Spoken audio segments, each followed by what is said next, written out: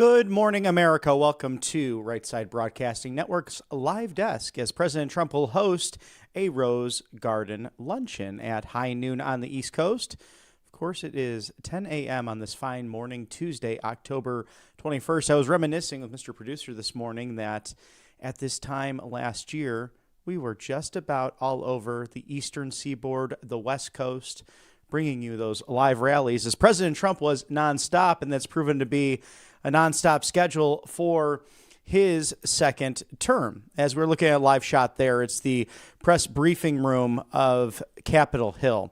House Speaker Mike Johnson, Republican leadership, expected to give an update regarding what is now day 21, 3 weeks into this Chuck Schumer-led government shutdown by Senate Democrats. Yes, there are 5 that are holdouts potentially to get that across the filibuster threshold. So we'll take you there live, pending them coming out to give an update. So entering the 4th week of that, and what is turning out to be something that looks as if it's going to be a much longer shutdown than anticipated. And really, why is the reasoning behind this? We have many good elements to share with you today in regards to the Democrats' lust for funding illegal alien health care, but that's really what it's about. Chuck Schumer, who's been in office in Congress specifically since 1981, attempting to block a primary challenge in 2028 from the much younger, the much more popular, a darling of the far left, AOC, along with her fellow comrade, crazy Bernie Sanders, who has been extraordinarily successful in moving the Democrat Party so far to the left over the course of the last 3 election cycles, last 3 presidential election cycles, that it's shown what the bowels of Washington, D.C. bureaucracy can truly be.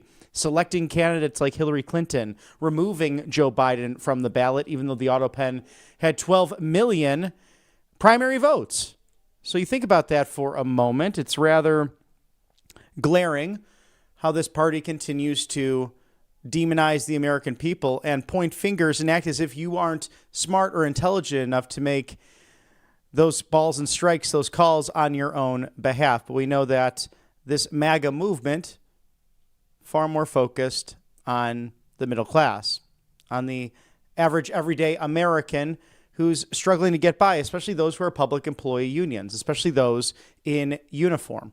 Imagine going to work, TSA specifically, and not being paid for that. We saw that in countless town halls over the last couple of weeks where people have to do Uber Eats or Dine and Dash and different kinds of apps in order to put food on the table for their children.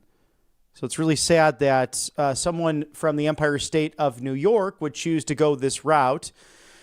And that's probably why we need some form of term limits. Most states have addressed this in their legislatures or even with their executive offices. The entire Southeast here in the United States, for the most part, from the Carolinas down to the free sunshine state of Florida, Alabama and Georgia all have term-limited governors and new leadership coming in through the executive, and exciting races that we will be here to cover for you in the 2026 midterms.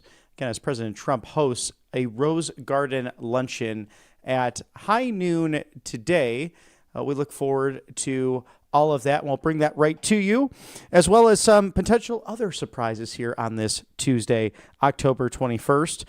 Now, the good thing is I mentioned, or I noticed this yesterday, the gas prices definitely going down, and the White House communicating that as gas prices hit a 4-year low at the pump.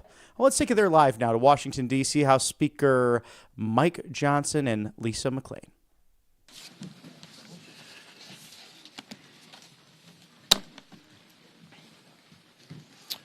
Well, welcome everybody. Day 21 of the Democrat shutdown. It's now 3 weeks since the Democrats have decided to close the entire federal government.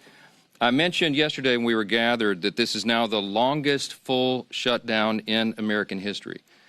And yet again, Senate Democrats voted for the 11th time, 12 times overall, when you count House and Senate Democrats, to prolong the pain and keep the government closed. So we want to talk very briefly with you this morning about what that means, and then we're going to give you a little update on the Epstein matter. So far, this is what it means. So far, what this shutdown has caused to the economy and to the people of this country is really unconscionable. The U.S. economy has now lost hundreds of billions of dollars. We have federal workers who are desperate for pay and uncertain when they will get their next paycheck. You got families wondering if they'll go without food assistance next month because many people rely upon that. New federal loans and disaster aid have come to a complete halt, and the stewards of our nuclear defense stockpile are being sent home on furlough. Think of the implications of all this. All of it hurts the economy, it hurts our national security, and it hurts the American people, and the Democrats seem not to care. I was watching Republican Senate Majority Whip Barrasso this morning on an interview, and he said it, I think, very succinctly.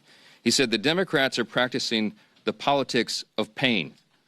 I'm not sure I could say that any better. That's exactly what it is. And you think of what's happening right now. Think of what they have demanded in exchange as a ransom, the hostage they've taken to reopen the government. They're demanding taxpayer-funded health benefits be restored to illegal aliens.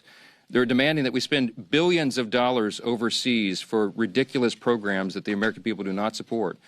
They want to claw back the $50 billion that we just got signed into law on July 4th to support our rural hospitals and all sorts of other crazy things. They're demanding taxpayer-funded health benefits for illegal aliens instead of agreeing to pay our men and women in uniform and provide vital health services and all the things that our most vulnerable Americans depend upon. It is unforgivable. And this is an indisputable fact. Everybody can see this, and everybody in this room knows what I'm about to say is true. Chuck Schumer and Hakeem Jeffries are terrified of their far left base in New York and around the country. So they have given in to their demands to shut down the government so that they themselves can get the left's approval and somehow salvage their political careers. That is the whole story in one sentence, okay? That's why Schumer said shamelessly that every day of the shutdown gets better for us. Who's the us? He's talking about he and Hakeem and the Democrats who are afraid of the far left base. So today I want to put a finer point on some of the very real consequences we're seeing and what they mean for Americans around the country. And I'll zoom in on some of these key Democrat states where the senators continue to dig their heels in and vote against opening the government. Yesterday from NBC News, here's the headline: air traffic control staffing issues cause flight delays across the country. The Secretary of Transportation said 53% of flight delays are now due to staffing issues, and usually that number is 5%. From Colorado, food banks face growing crises as shutdown impacts become a reality. That's the headline from Sky High News. What are Colorado's two Democrat senators doing? You've got Hickenlooper and Bennett. They have both now voted 11 times to keep the government closed. Virginia. Here's the headline yesterday, KSL. Virginia employees fear shutdown's impact on veterans' medical care. And meanwhile, their two Democrat senators, Tim Kaine and Mark Warner, have voted repeatedly to put their thumb in the eye of those veterans. And they won't end this pain. From Hawaii, Hawaii News Now says, headline, government shutdown impacts telehealth for seniors in Hawaii. Seniors in Hawaii rely upon telehealth. Guess who's shutting it down? Their two Democrat senators, Brian Schatz and Mazie Hirono, voted again and again to keep the government closed and disrupt the health services for seniors in their own state. They've got a lot to answer to. From California, here's a headline, ABC 7 News. Alameda food banks step in to help TSA workers, families impacted by government shutdown. That is disgusting. And both of California's senators, Padilla and Schiff, have voted 11 times to block the pay of those TSA agents and their families, the paychecks they rely upon. From Illinois, WIFR, yesterday, federal courts in northern Illinois reduce operations due to government shutdown. The courts are reducing operations, and you've got Illinois Democrats, Senators Duckworth and Durbin have voted to keep the government closed. We can do this all day long. That's a sample. Democrats used to care about the harm that shutdowns caused hardworking Americans, but now we can all see very clearly that was always based on politics and not principle, because they have thrown the principle out the window. And yesterday, there was an article from The Hill that laid bare that very fact. A Democrat senator was speaking anonymously and admitted, quote, people are going to get hammered if they vote for the House passed bill to reopen the government. The clean, nonpartisan CR, they're going to get hammered. Another insider said in that same story, quote, "We would have enough votes to reopen the government if people were not terrified of getting the guillotine." Okay? They mean it metaphorically, but in a political sense, that's exactly what they're concerned about. And think about the fact that we're just laying out here. These are simple facts. We come out here every morning and remind the American people of what's going on. Do not let them distract you from the facts. The American people would have an open government if Democrats were not terrified of their radical base. That is the headline. Every single one of you should write that. That's the ugly truth. The Democrats are not governing in good faith. They're covering their own tail. They're out here decrying the so-called forthcoming health care crisis, they say. It's the one that they themselves created. The Democrats created Obamacare.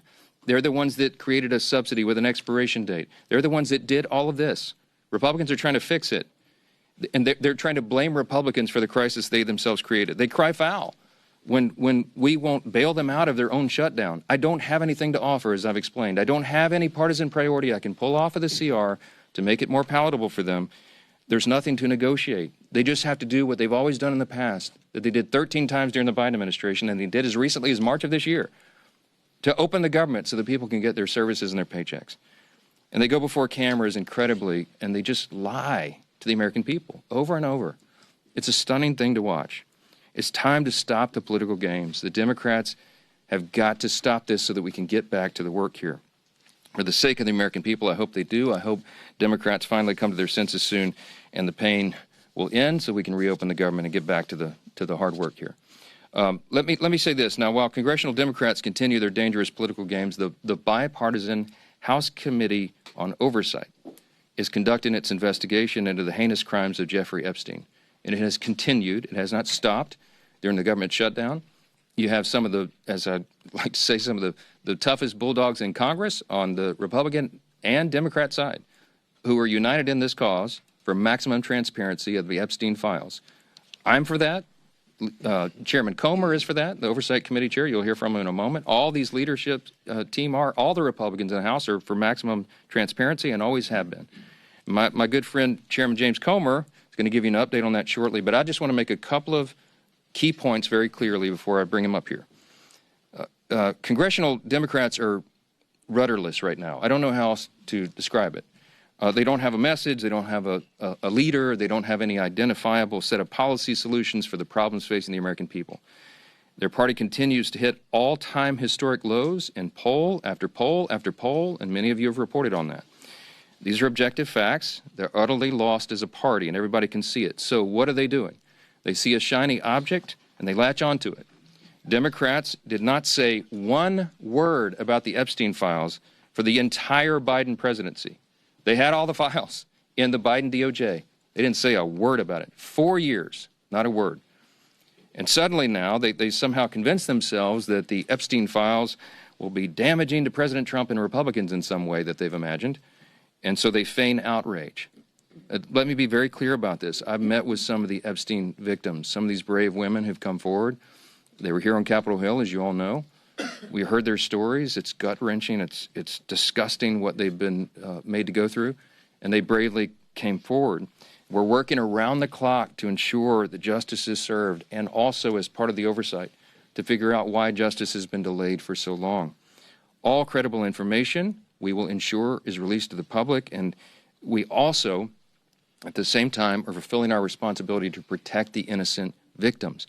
By the witnesses' own testimony, these ladies who've come forward, they estimate there may be as many as 1,000 young women who were subjected to these heinous crimes. And many of them have chosen not to come forward and show their faces and reveal their names because it would compound the harm that they've already suffered. And so we want to protect those people. That's the sum total of all of this. That's our responsibility.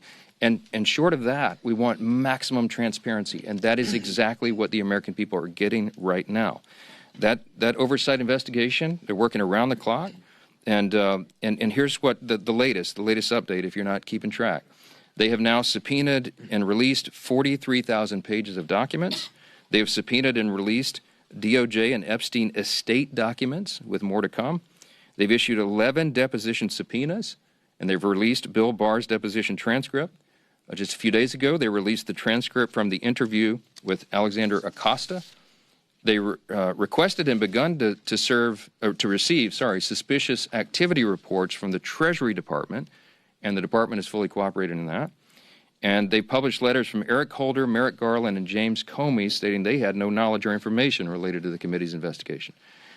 Those documents include the ones that were released on Friday of last week, okay? The Epstein estate documents include his personal phone logs, his travel logs, his financial records, the ledgers that many people have been wanting to see, and even his daily calendar. The investigation and continued document release is ongoing even as we speak. And let me say this clearly as well. The Bipartisan House Oversight Committee is already accomplishing what the discharge petition, that gambit, sought, and much more. The Epstein estate files that have been this new treasure trove, the third batch of information released right now, was not even included in the discharge petition. Didn't even think of it. And again, the investigation is bipartisan, it's nonstop, and it's far broader in scope than what is covered by the discharge petition and has already yielded significant results. Unfortunately, some Democrats and sadly even a couple of Republicans have tried to make this a political issue. They seem to be more interested in trying somehow to lay a glove on the president than in securing justice for these victims, and I think that is shameful. But as Chairman Comer will tell you, the work of the bipartisan investigation continues, and we brought him here to share with you some of those thoughts. Chairman Comer, thank you for your hard work, and take it away. Thank you. Well, thank you, Mr. Speaker. As Speaker Johnson already said, today marks the 21st day of the Schumer shutdown. Democrats' political games are hurting hardworking Americans. This week, essential federal workers won't receive their paychecks because Democrats voted against paying them. That includes Border Patrol, CBP agents, TSA, FAA staff, DOD civilians, FEMA responders, and Capitol Police officers. The overwhelming majority of Americans oppose this Democrat shutdown. Democrats know it, so they're trying to distract from the fact that they shut down the government by pushing a false narrative about President Trump and Jeffrey Epstein. Let me be clear. No one is protecting Epstein or his associates. The House Oversight Committee is conducting a thorough review of the federal government's handling of the Epstein investigation, one that goes far beyond the discharge petition the legacy media is obsessed with. To date, the Oversight Committee has released over 43,000 pages of documents and issued 13 subpoenas. We've conducted a deposition with former U.S. Attorney General Bill Barr and a transcribed interview with former U.S. Labor Secretary Alex Acosta. I don't think I need to remind anyone in here, they are both Republicans and both former cabinet secretaries in the Trump administration. And guess what? Those interviews completely debunked the Democrat smear against President Trump. Barr stated that there was no evidence that President Trump was involved in Epstein's criminal activity. Acosta confirmed there was no contact with President Trump during the Florida case. No link, no conversations, nothing. Despite these facts, Democrats, especially Ranking Member Garcia, continue to spread lies about President Trump, and they are lies. They're infected with an incurable case of Trump derangement syndrome. Oversight Committee Democrats post daily about Epstein. In fact, they've posted or reposted about Epstein nearly 60 times on X since the shutdown began. You know how many times they posted about essential federal workers not receiving paychecks because they voted against funding the government? Once. They've posted about that once on the Democrat Oversight Committee and over 60 times about Epstein. You see where their priorities are. Let's be clear. Democrats don't care about transparency or accountability in this matter. The evidence we've gathered does not implicate President Trump in any way. Public reporting, survivor testimony, and official documents show that Bill Clinton had far closer ties to Epstein. We're working to bring former President Clinton in for a deposition, but the Democrats aren't helping one bit. You would think, since we've already brought two former Trump cabinet secretaries in, they would be willing to bring in a Democrat who's had publicly a far closer relationship with especially Maxwell and Epstein. So why is that? That's a question every reporter should be asking Ranking Member Garcia and every Democrat on the committee. Why aren't you helping to bring Bill Clinton in for an interview and deposition, just like we brought in Barr and Acosta. The Oversight Committee remains committed to accountability and transparency for the American people and for Epstein's victims. Our investigation has not stopped during this shutdown. We've released more documents just this past Friday. Democrats need to stop playing games and vote to reopen the government. With that, I yield back to the Speaker. Thank you, Chairman Comer, and truly appreciate the hard work you continue to do to get the facts out. And that's what this has always been about. We want to continue to get those facts out, and your committee has been working tirelessly to do just that. As we enter the third week of Chuck Schumer's shutdown, I think nobody can sum up just what is really going on better than the article yesterday in The Hill. You know, we've been saying up here for weeks that the real motivation behind the Democrat shutdown of the government is that they're afraid of the most radical far-left elements of the Democrat Party base. And yesterday, The Hill, in a pretty riveting article, laid bare the underbelly of the Democrat Party's motivation. It truly is fear of their own party's base that has driven the Democrats, especially in the Senate, to shut down the government. It's a calculated decision. And the continued votes, including yesterday, to keep the government shut down has been a direct result of the fear Democrats continue to have of their own party's base. Some of the most radical elements that you saw at the Hate America rally. We showed it up here on this dais yesterday with some of the most vile things that you saw. Many people that were holding signs calling for the death of the President of the United States. That's who Democrats in the Senate are most afraid of. And they're willing to inflict pain on millions of American families. And I think it's very important to understand what they're saying. There was one Senate Democrat aide who said people are going to get hammered by their liberal base if they vote to open up the government. So they're not concerned about the millions of families who are suffering because they're keeping the government shut down. They're just worried about getting hammered from their own base. And the Speaker laid out some of this too. There was another senator who said, quote, they'd vote to open up the government yesterday if left to their own devices, but don't want to risk an angry backlash from their base. They'd be more than willing to do it. They know it's the right thing to do to open up the government, but they're scared to death of the backlash from the radicals in the Democrat Party. Another person said enough Democrats would vote to reopen the government, quote, if people were not terrified of getting the guillotine. You know what that means. When they're more scared of their own party's base, you talk about profiles in courage. That's what we're experiencing.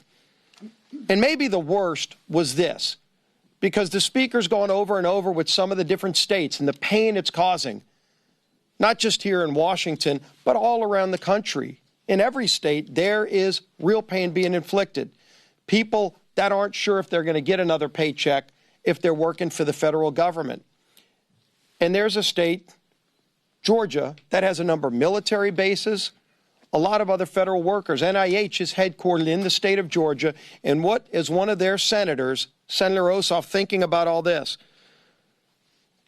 Another Democrat said, Senator Ossoff's calculation is, quote, do I vote to open the government up and get crushed and can't raise a single dollar of low-dollar money?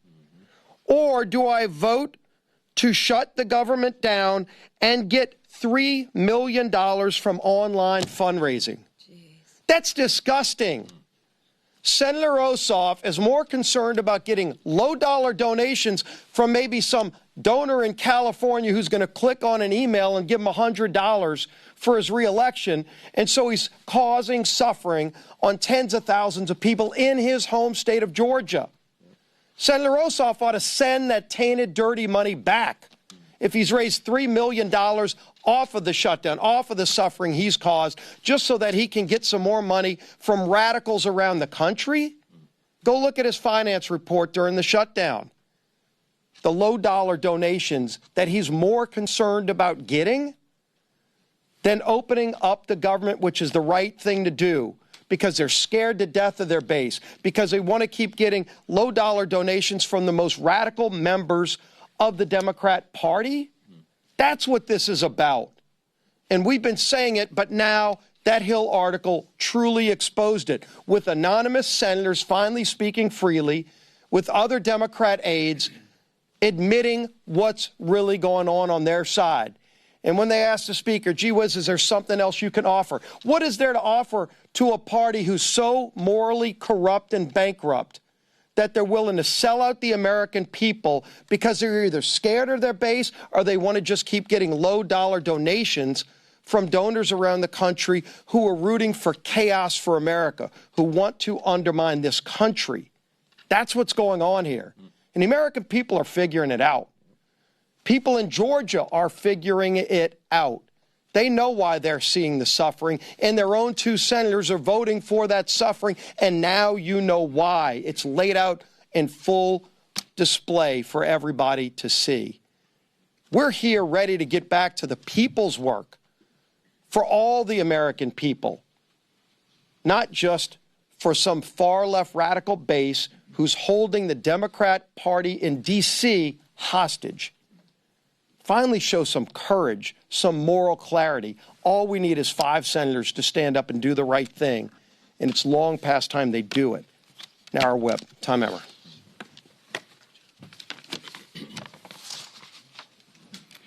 Welcome to day 21 of the Democrats' shutdown, where Democrats have now voted 12 times against funding our government. Why is that? I'm going to read the same quotes from those anonymous Democrats. People are going to get hammered if they vote for the House-passed bill. A second person familiar with the political dynamics said centrist senators are fearful of breaking with leaders while party activists are planning the anti-Trump rallies. Another one, we would have enough votes to reopen the government if people were not terrified, as Steve and both Mike have pointed out, of getting the guillotine. Another Democrat strategist said the main driver is fundraising, which Steve just went over. Do I vote to open the government up and get crushed and can't raise a single dollar of low-dollar money? I mean, it's amazing, Steve. This is what it's all about. And this is what everybody in this room should be reporting every single day. They should be held accountable for this type of behavior because it is having serious consequences all across the country. Real Americans are getting hurt while these political elites in the defunct Democrat Party are playing political games. Border Patrol agents are being forced to go without mission-critical funding. Low-income families, nutrition assistance benefits like SNAP and WIC are being jeopardized, all so these Democrats can appease their radical pro-terrorist wing. That is what they are. You saw it. And anybody who wants to push back, then they should disavow any connection to people who are calling for the death of any elected official, let alone the President of the United States, which they seem to be fine with, or this Attorney General candidate in Virginia. They won't even do that. This is a party without a message, without a leader, and without a future at this point. They are well on their way to being left on the ash heap of history. It's despicable, and it's downright wrong. We've got news for Chuck Schumer and the soon-to-be former leader of the Democrats in the House. Your Hate America rally is over. It's past time for you to stop thinking about yourselves and start thinking about the people that you were hired to serve. The American people are not and should not be pawns in your shutdown games, and they should not be forced to suffer just so you can play politics here in Washington, D.C. Put an end to this madness, pass our clean CR, and let's reopen this government immediately. Our conference chair. Thank you. Well, good morning, everybody, and thank you, Mr. Comer, for being here. Again, don't let the facts get in the way of a good story, right? Our side, a lot of facts. The other side, more headlines than anything. Right? Press the other side on the facts, because the facts speak for themselves, no different than Chairman Comer laid out with all the work that he's doing and transparency, right? It's been 1 month since House Republicans passed a bill to keep your government open. And how did Democrats celebrate? Well, they partied with communists and socialists who hate America, right? While Democrats were marching with their radical mobs, Republicans were actually meeting with Americans, listening, helping, and working. Let me give you a few examples. Congressman Ciscomani visited a food bank helping families with food insecurity. Congressman Rick Allen stood with veterans left in limbo by the Democrats' political games. And Congresswoman Nicole Malliotakis thanked U.S. Park police officers while they worked without pay. That's the contrast. Because as the leadership team behind me said, I'm sure those low dollar amounts that they're raising, they're probably giving those monies back to the food banks and those people, right? No, they're putting it in their pockets. Republicans are working to help constituents navigate the chaos Democrats created when they chose to shut down the government. And the government and a shutdown should never be used for more wasteful spending. Democrats are performing for their radical audience. We see it time and time again. One side shows up for the American people. The other side shows off for their social media. The bottom line is this: Democrats are not fighting for you. They're fighting for the most radical 1% of their base. And of course, that low dollar fundraising number. They're also leveraging the shutdown to demand $1.5 trillion in wasteful spending, climate pet projects in foreign countries, and health care for illegals. But Republicans won't cave. We won't fund the waste, fraud, and the abuse that the Democrats so violently and vehemently advocate for. We won't hand your tax dollars to illegals. Those are your tax dollars. And we won't let radicals dictate America's future. So it's time for the Democrats to wrap up the photo shoots and end the who's more radical contest and vote to reopen the government. Let's get the government reopened for our troops. Let's get the government reopened for our families. And let's get the government reopened for the American people. Thank you. Questions? Far right. Yes, sir. Yeah, the CR is only one way to fund the government, and some of your members are kind of uncomfortable with being out on recess for a month. So why not bring everybody back, work through the appropriations that you haven't passed yet, and sort of do an end run around Hakeem Jeffries? Yeah, so a couple things. First of all, 99.5% of the House Republicans understand exactly what we're doing. They agree with it. We talk regularly. We'll have another conference call later today. They have been out doing very essential, very important work in their districts, and their constituents appreciate that. I mean, they've been everywhere because, as Chairwoman McClain said, they've got to help cover the bases for the crisis that's been created by the Democrats. Now, the calculus and the strategy on when I bring everybody back, people have said, are you going to change your strategy? And I've said to you all very plainly in good faith, we don't have a political strategy here. I don't have a strategy. We're just trying to do the right thing. We did what has been customary here and passed a simple CR. Again, this is really important, and it should be a headline in your journals as well. This is the first time in history that any party has shut down the government over a clean CR. It's a clean CR. That's the whole thing. There's nothing much more we can do. With regard to appropriations, the House Appropriations Committee has done its work. They got all 12 of the bills through committee, bipartisan fashion, by the way. Got them through committee. Now we got 3 off the floor. The Senate got 3 off the floor. They don't match exactly, so they're going to conference committee.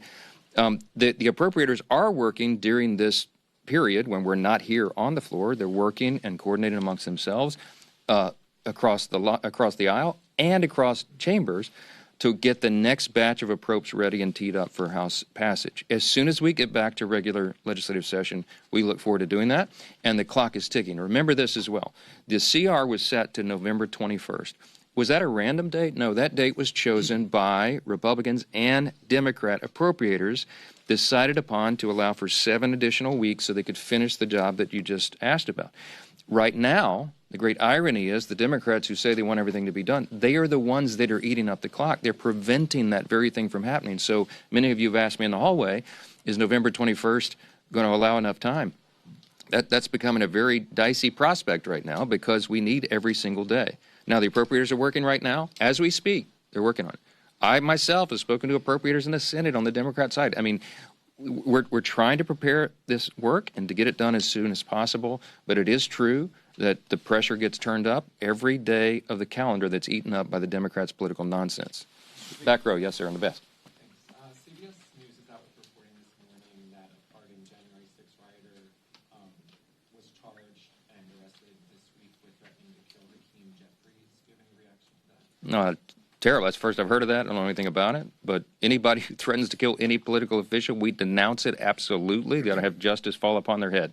All right? How about that? Yes, sir. Second row right here. Thank you, sir. The Senate has sort of had this will-they, won't-they relationship with a Russia sanctions bill that has overwhelming bipartisan support. Would you like to see the Senate have a more accelerated timeline? And if they pass it during the shutdown, would you bring the House back to vote on it? Well, I don't anticipate it will be passed during the shutdown, but there is a big appetite among Republicans, House and Senate, I can tell you, for tough sanctions on Russia. The president, as you know, you can take him at his own word, he's lost his patience with Putin. He's not a good faith operator. Obviously, he's the aggressor in an unjust war, and it needs to end. The president is using every leverage point he has to bring that a resolution, bring an end to that war that's killed so many people and cost so much money, and it's just been a terrible thing. Everybody on the world stage, I talked to my colleagues, my counterparts, the speakers of the various parliaments of the other free countries, the G7 and others, and everybody's unified on this. Everybody wants this to end. President Trump's the only strong enough figure on the world stage who has a chance of doing that. And you know he's bent over backwards to make it happen. Now, what we need right now is we need good faith on the part of Russia and Ukraine, that they would come to the table to work on a diplomatic solution to bring this to an end. The president's trying to force that in every way he can. The Republicans in Congress are ready to provide support for that, and any leverage that we can, including sanctions, we're open to, and we'll see how that develops. Last question. For sure. Mr. Speaker, getting back to the threat to Hakeem Jeffries, this is one of a number of individuals who were pardoned as a result of January 6th who have been rearrested on various charges. Did President Trump make a mistake by just offering up a blanket pardon for every single person that was convicted as a result? I don't know any of the details of this at all. I don't know who's been alleged to have been involved in this. I will say that anybody who threatens political violence against elected officials or anyone else should be have the full weight and measure of the Department of Justice on their head. I trust that will happen. I hope it will. We are intellectually consistent about that, obviously. I will tell you this. The violence on the left is far more prevalent than the violence on the right. Don't make me go through the list. You all know it. All of these the assassination culture that's been advanced now, this is the left in almost every case that is advancing this and not the right. So let's not make it a partisan issue. You don't want me to go there. We're just going to say anybody, any deranged individual, this has to stop. And the rhetoric that you saw on display on Saturday, we highlighted yesterday, it plays into this, okay? There are people that get triggered. There are deranged people in society when they hear elected officials participating in a rally that was paid for by Soros and sponsored by communists with signs and placards and mantras that were repeated that we should bring death to, fascist politicians. What they mean is they call every Republican a fascist now. They're calling for the death of elected officials. Please, enough of that. We got to stop it. Stop the rhetoric, stop all the nonsense, and stop the violence. Thank you. Look, I'm not going to address it because I'm not sure of the details of this, and I think we've said enough. You know where we stand, and every one of you should stand there the same way. We denounce violence from anybody, anytime. Those people should be arrested and tried. Thanks. Should the president have bipartisan negotiations to end the shutdown? Why isn't he involved? Thank you to House Speaker Mike Johnson and House Republican leadership for that update as we await President Trump to host a Rose Garden luncheon at noon Eastern. And something the Democrats really should look into if they do care about the Epstein situation is that the former President Bill Clinton has been on the Lolita Express, that was the private plane of Jeffrey Epstein, at least on 28 occasions, and some reports 33. Worth looking into if you care about America's children and the children of the world. Thank you to allfamilypharmacy.com/RSBN. It's that time of year, cold, flu, and COVID season. Scan the QR code there for 10% off. Yes, RSBN 10. Get Tamiflu, ivermectin, antibiotics, antivirals. In fact, 200 essential medications. NAD plus methylene blue as well. allfamilypharmacy.com/RSBN has your back, because the problem this time of year is that when someone gets sick in the household and then the entire household could get sick, you have pharmacies, urgent cares, doctors that are all backed up with many other sick folks. So you might as well stock up on that medicine cabinet for the right to try and for generics that really don't make the big business or big pharmaceuticals a lot of money, but can save you not only time and energy, but in many cases, your life. allfamilypharmacy.com/RSBN. It's doctors and pharmacists, nurses who are patriots and care deeply about making America healthy again and getting you these medications on a timely basis for an affordable cost. RSBN 10 is the code. Scan the QR code there for 10% off. Monetary gold, wealth preservation securities. Call today. Do not delay. Ask how you can eliminate your IRA fee permanently for life. It's 888-617-7994, 888-617-7994 at rsbnforthegold.com. Robert Kiyosaki warning the country, 2 banks failing this year alone, 500 approximately during the Obama tenure. So what are you to do in a bull market of silver? We should grab some gold and silver, diversify for that generational wealth, or if you simply want to buy that first or second property. This all can help with that diversification, but most of all, protecting your retirement, your pension, the earnings you worked hard for, because inflation and paper money can go poof right in the air. And with the BRICS nations working overtime to devalue the dollar, and with a very weak dollar in the market right now, there's no better time than to turn to the leader in the gold and silver hot commodity business. It's Monetary Gold. Thank you for your sponsorship here on the right side of history. Kalshi.com/RSBN. Who will win the New York City mayoral election in 2 weeks? Will it be the Communist Democrat nominee, Zoran Mamdani? Will it be Democrat turned independent, former Governor Andrew Cuomo of the Empire State? Will Curtis Sliwa, the back-to-back Republican nominee, make a last-ditch effort? He's been endorsed by America's mayor, Rudy Giuliani, and he's been hitting the pavement on a daily basis, really working hard in this election to make New York great again.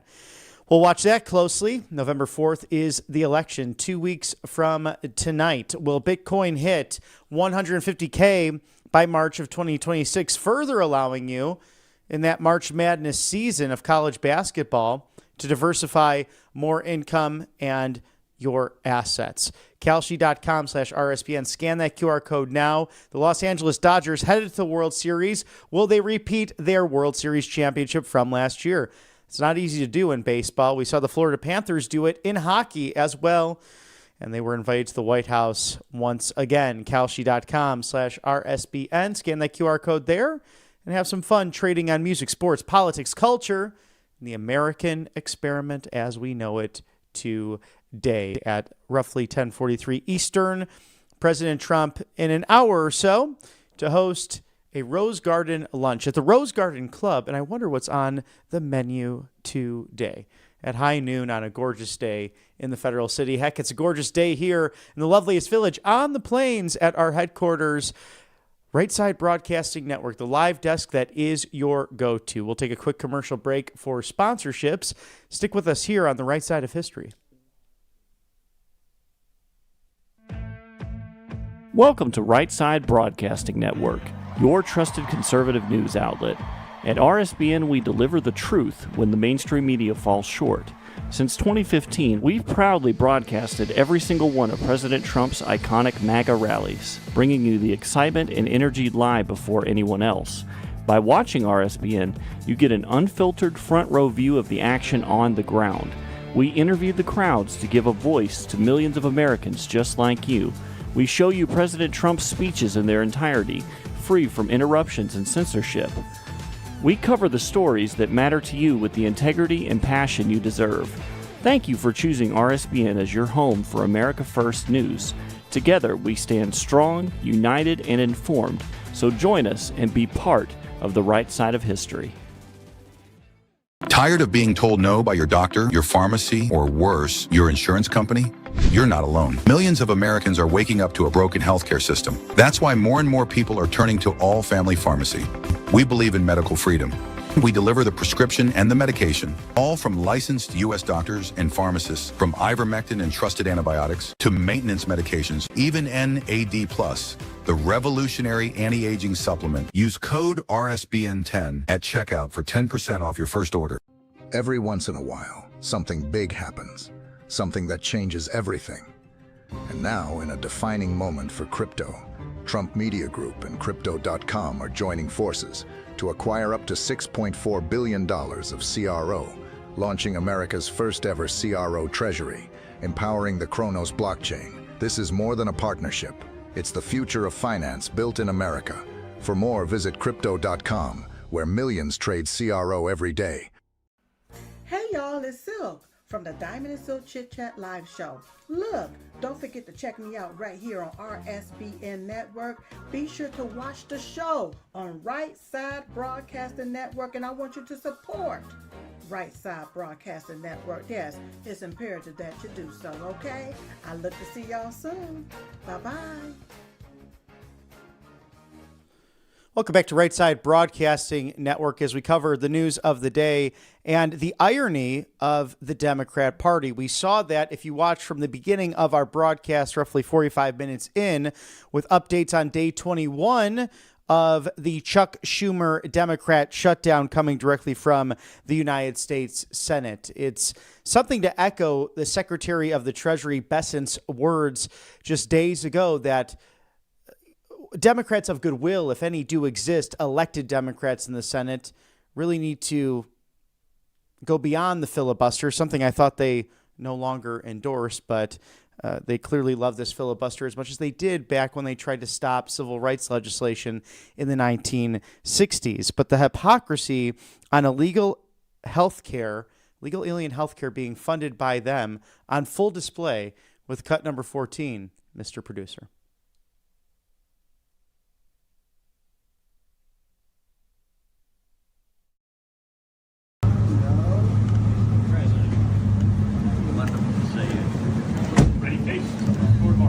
Sure is. 10112. Sure is. President Trump, sir, your message to the people of Australia. We love them. What do you hope to accomplish today with the Prime Minister? A lot. A lot. Great things. Thank you very much. We're going to get a lot done. And President Trump welcoming the Australian Prime Minister yesterday, Mr. Albanese. They have a very good relationship, clearly. A gentleman from the Labour Party of Australia. And a big deal being signed yesterday. Billions of dollars worth of minerals and enterprises being exchanged with the United States and Australia. In return, the United States to help with submarine and maritime equipment, to help with the Indo-Pacific. All of this is 4D chess, really against the Chinese Communist Party, who have been put up against the ropes thanks to this administration. President Trump will be going over the course of the next 2 weeks to South Korea. We look forward to that trip. And in turn, could there be neutral territory for a potential meeting with Xi Jinping? We will watch all of that as the world does anticipate that upcoming meeting, in addition to, at a time to be set, President Trump to meet with the leader of Russia once again in Budapest, Hungary, Mr. Vladimir Putin, discussing the end of that Russia-Ukraine war. And we know that 8 wars have been solved in 8 months with this president at the helm of leadership in the executive branch of government. He's someone who has not started wars, but found a way to end them, and in most cases, inheriting these conflicts, some dating back all the way to World War II. And if you look over the course of 31 years, from Rwanda to the Congo, battling one another in tribal warfare, the bloodiest battle that you really saw since that conflict of World War II in the 30s and 40s. So some things that don't get reported by the legacy media, and Christian genocide that was running rampant, especially in Armenia. Something that you'd only hear in cities like Los Angeles with large Armenian populations. President Trump helped solve that between Azerbaijan and Armenia, as well as Thailand and Cambodia, to Israel and Iran, and now last week with Israel and the Gaza peace deal, something where countless leaders came together to make sure that that was right for the world. So we'll stay on top of all of this because Russia and Ukraine really will ultimately be that crown jewel, because it has been an item that's been so discussed in the media. But whether right, left, or center, it's very clear, as the Russian president put it in Anchorage, Alaska, that he would have never invaded had President Trump still remained in office in 2022. But the auto pen created this vacuum. I've mentioned this many times on past shows, that a lot of this ties back to oil and energy.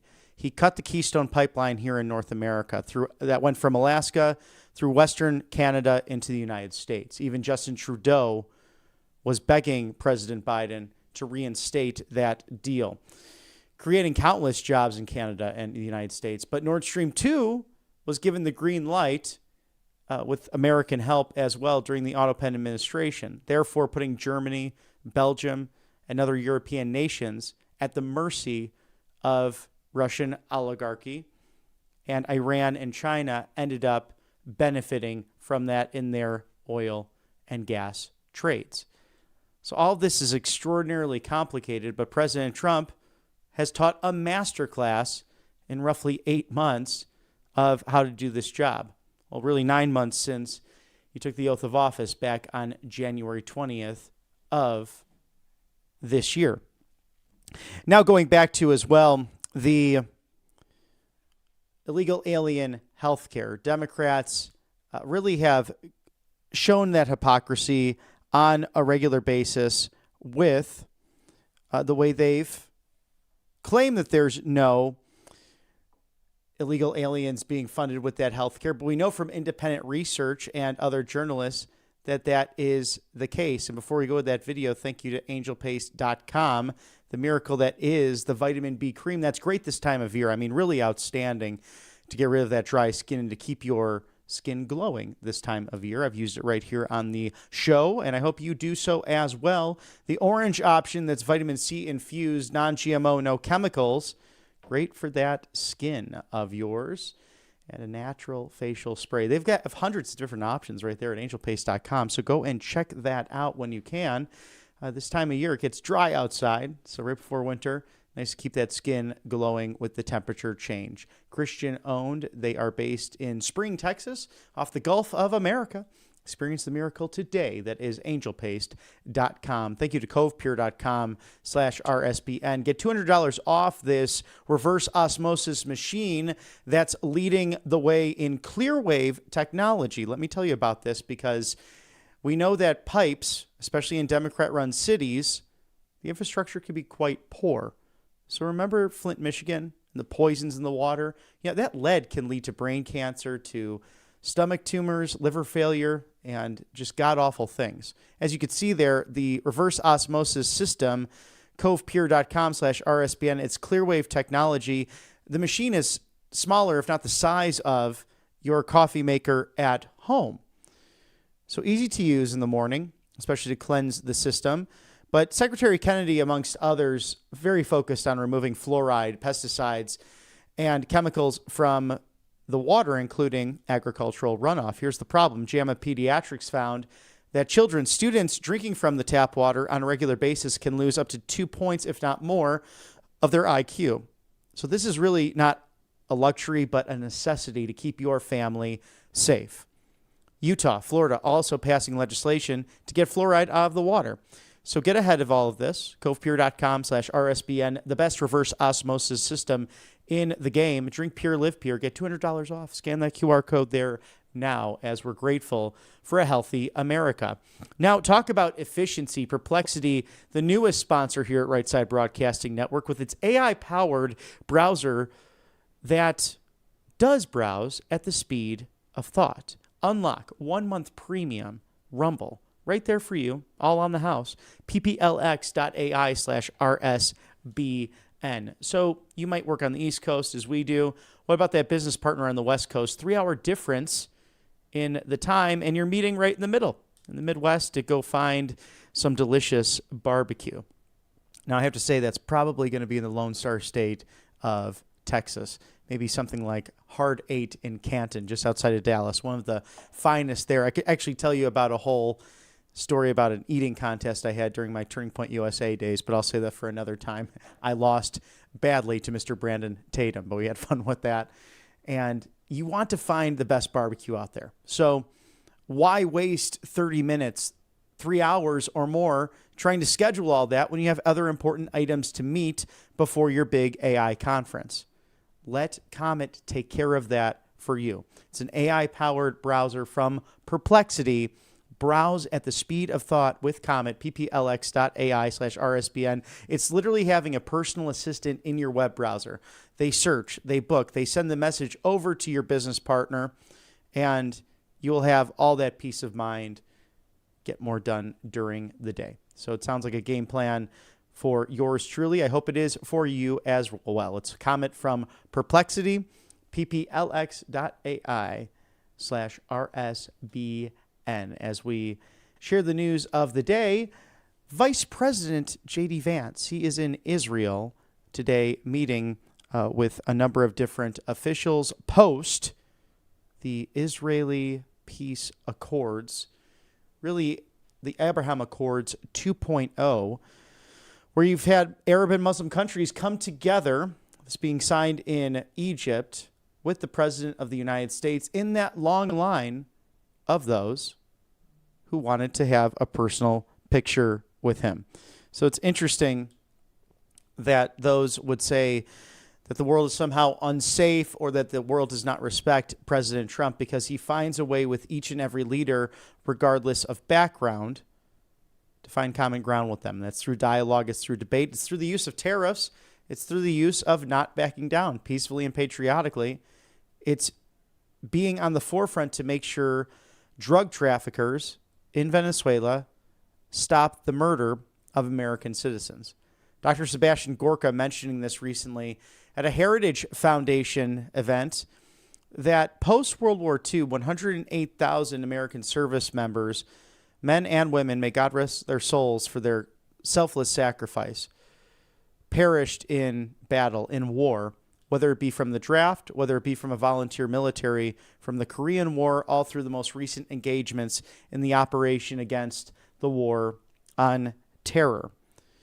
As we watch all of that, think about the sophomore year, the second year of the Otto Penn administration. 120,000 Americans died from fentanyl poisoning. Think about the staggering comparison. And you could claim it's apples to oranges, but there's no question that illicit poisoning is happening to America's best and brightest, all thanks to open borders. Well, that's stopped under this administration over the course of the last 8 to 9 months. You can see the passion in someone like a Tom Homan, who wants to secure the border, who's seen children who have been trafficked and raped. It's a terrible thing. This administration's focused on that safety and security to make America great again, and it is appropriate to put pressure on the Maduro regime as a result of the illicit drug trafficking and poisoning that's happened in this country. Now we see a live shot there from Pebble Beach is what they call it, the green tarp that is over our media colleagues as they wait to go in and out of the West Wing. We might see Caroline Leavitt or another staff member from the cabinet in the administration who might address media. That's why that is all set up right there outside the entrance of the West Wing on a gorgeous autumn day in the federal city. In addition to that, we have that video ready for you showing Democrats' hypocrisy on illegal alien health care and just who's funding it. Federal law prohibits the expenditure of taxpayer dollars on providing health care to undocumented immigrants. Nowhere have Democrats suggested that we're interested in changing federal law. Aren't Democrats demanding health care for illegal aliens? That's right. Democrats are demanding health care for everybody. I did universal health care when I was mayor, fully implemented, regardless of pre-existing condition ability pay and regardless of your immigration status. San Francisco is the only universal health care plan for all undocumented residents in America. I'm very proud of that. Current federal law is clear. Taxpayer dollars cannot be spent on Medicaid or Medicare or the Affordable Care Act related to undocumented immigrants, and not a single Democrat has raised the issue of trying to reverse that federal law. Raise your hand if your government plan would provide coverage for undocumented immigrants.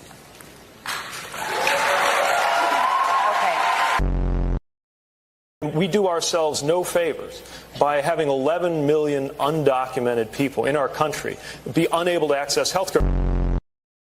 Federal law clearly prohibits the expenditure of taxpayer dollars to provide health care to undocumented immigrants, period, full stop. And no Democrat on Capitol Hill is trying to change that law. We have, of course, J.D. Vance out saying that all we want to do is provide, I say we, a Democrat, provide, care for illegal aliens. That's his language. And of course, that's just not true, what he's saying. The American people know that Republicans have shut the government down because of their unwillingness to provide health care to everyday Americans, working class Americans, and middle class Americans.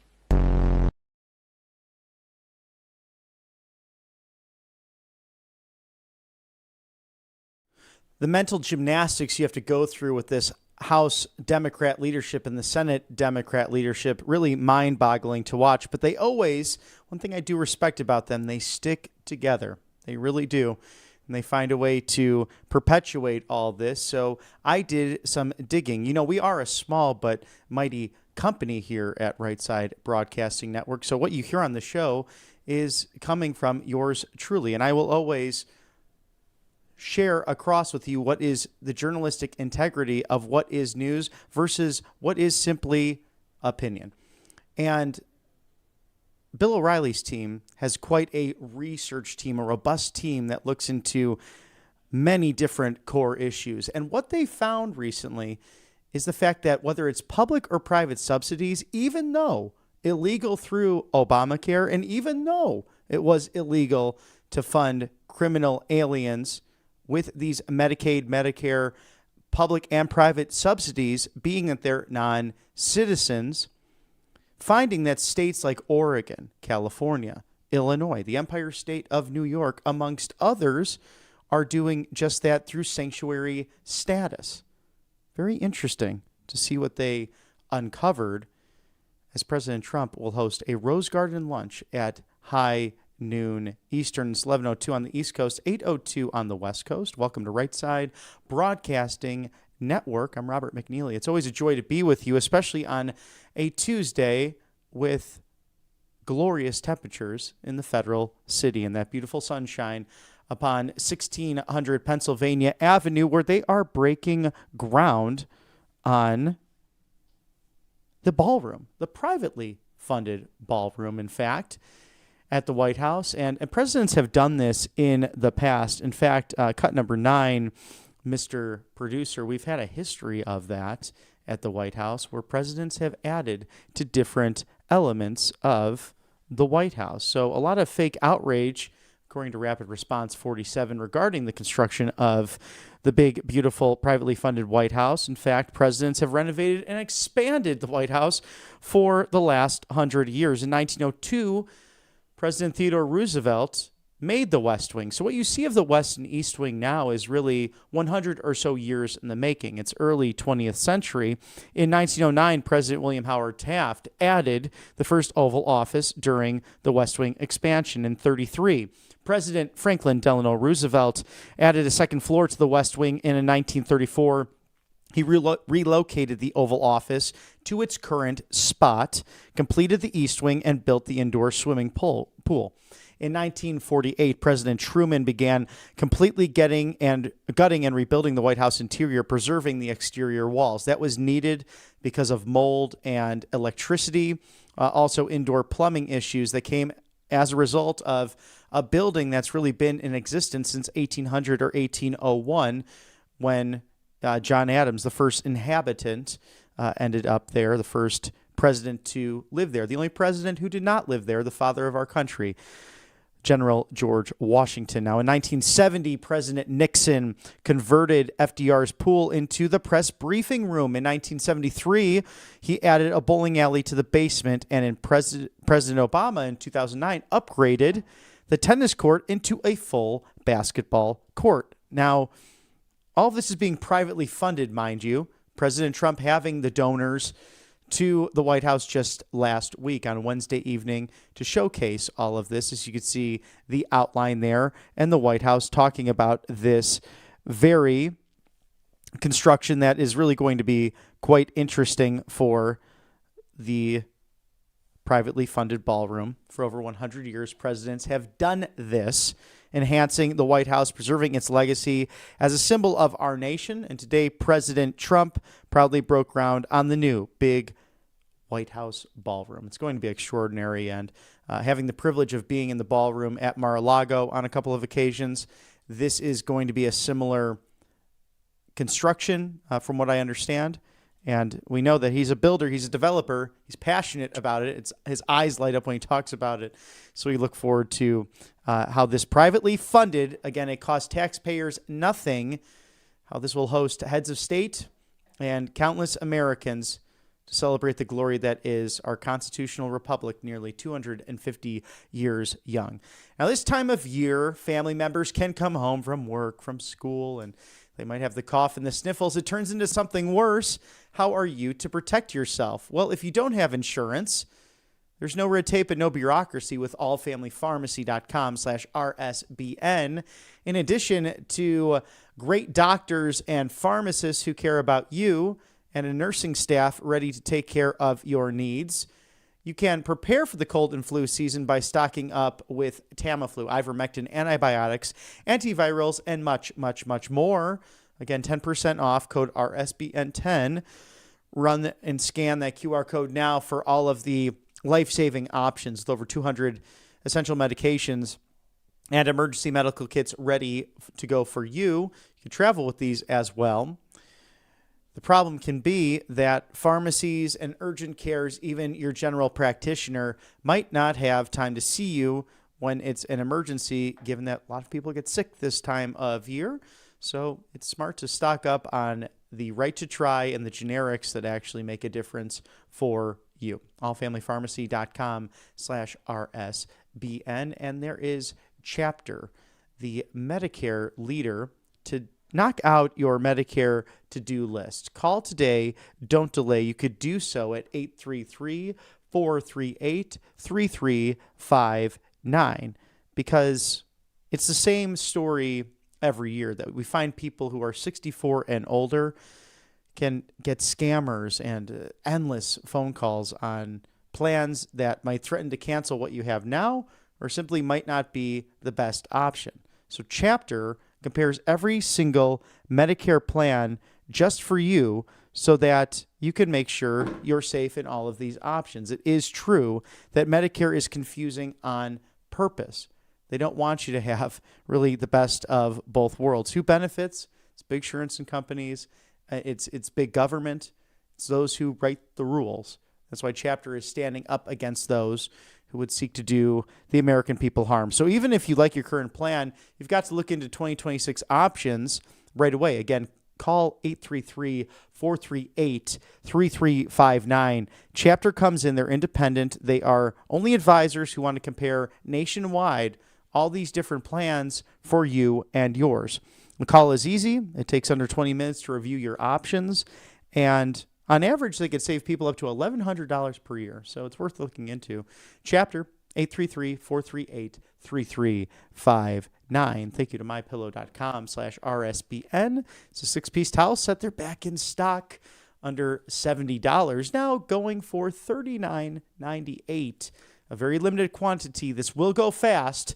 Call today. Do not delay. It is 800-836-7566. Support Mike Lindell and Right Side Broadcasting Network. Mike is a dear friend of the network, and my goodness, he has fought for free speech. He has fought for election integrity, and he's done so without regard to his own well-being. And now he's thinking about telling our own Matthew Alvarez he might run for governor of Minnesota. I hope Mike comes back on to announce that in the future, because that would be an exciting race.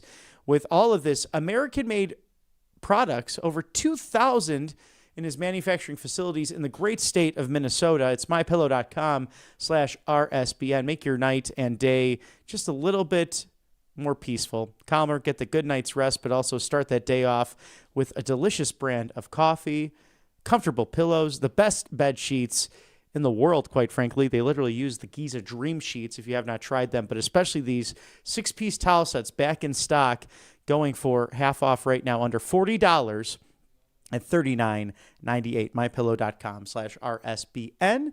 So we await President Trump to give a Rose Garden luncheon at noon. You are looking live there at a special treat.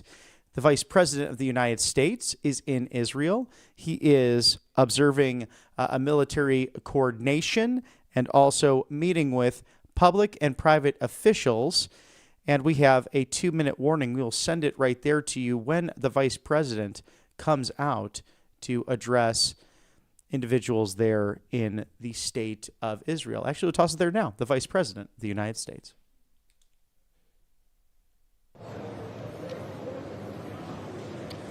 All right. Well, good afternoon, everybody. It's great to have you. Look, I think that we are 1 week into President Trump's historic peace plan in the Middle East, and things are going, frankly, better than I expected that they were. This is a very, very tough situation. You have two peoples, two enemies who fought a very tough conflict against each other. You have a terrorist organization on one hand that murdered a lot of innocent people. You've got an Israeli army that was defending itself on the other, that has learned a lot over the past couple of years. And then, of course, you have an innocent civilian population in Gaza that's caught in the middle. But we're here at the Civilian Military Cooperation Center, which we are announcing the opening of. You have Israelis and Americans working hand in hand to try to begin the plan to rebuild Gaza, to implement a long-term peace, and to actually ensure that you have security forces on the ground in Gaza, not composed of Americans, who can keep the peace over the long term. So we've got a lot of work left to do. This is going to take a very, very long time, but I think Steve Witkoff, Jared Kushner, and Admiral Cooper behind me have done an incredible job. I want to say just a couple of quick things, and then I want to turn it over to Steve Witkoff. Number one, the Israeli government has been remarkably helpful in this. I want to thank them, thank our Israeli partners, and all the folks particularly who are working hand in hand with their American friends here at the CMCC. And number two, I want to say that there is this weird attitude I've sensed in the American media, in the Western media, where there's almost this desire to root for failure, that every time something bad happens, that every time that there's an act of violence, there's this inclination to say, oh, this is the end of the ceasefire, this is the end of the peace plan. It's not the end. It is, in fact, exactly how this is going to have to happen when you have people who hate each other, who have been fighting against each other for a very long time. We are doing very well. We are in a very good place. We're going to have to keep working on it, but I think we have the team to do exactly that. So with all thanks to our partners, both in Israel but all across the Gulf Arab states, Indonesia, the Turks, we are doing an amazing thing here, and I'm particularly proud of the American troops working at the command center who are coordinating this effort and making it possible. So with that, I want to thank Ambassador Steve Witkoff and turn it over to him to say a few things. And after everybody's said a few words, we'll take some questions. Thank you, guys. Steve? Well, thank you very much, Mr. Vice President. We're really proud of what's happened here. It's an amazing effort. It's a great coordination between our partners. We have a great team. Signing this deal up was a challenge in and of itself, but the implementation, that's where it really is going to be the most important. And I think we are exceeding where we thought we would be at this time. I think the Vice President has come out here. He sees that. The Secretary of State will be out here.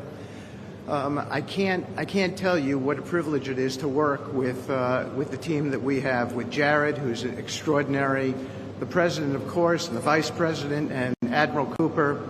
I would also say this. We're learning so much here.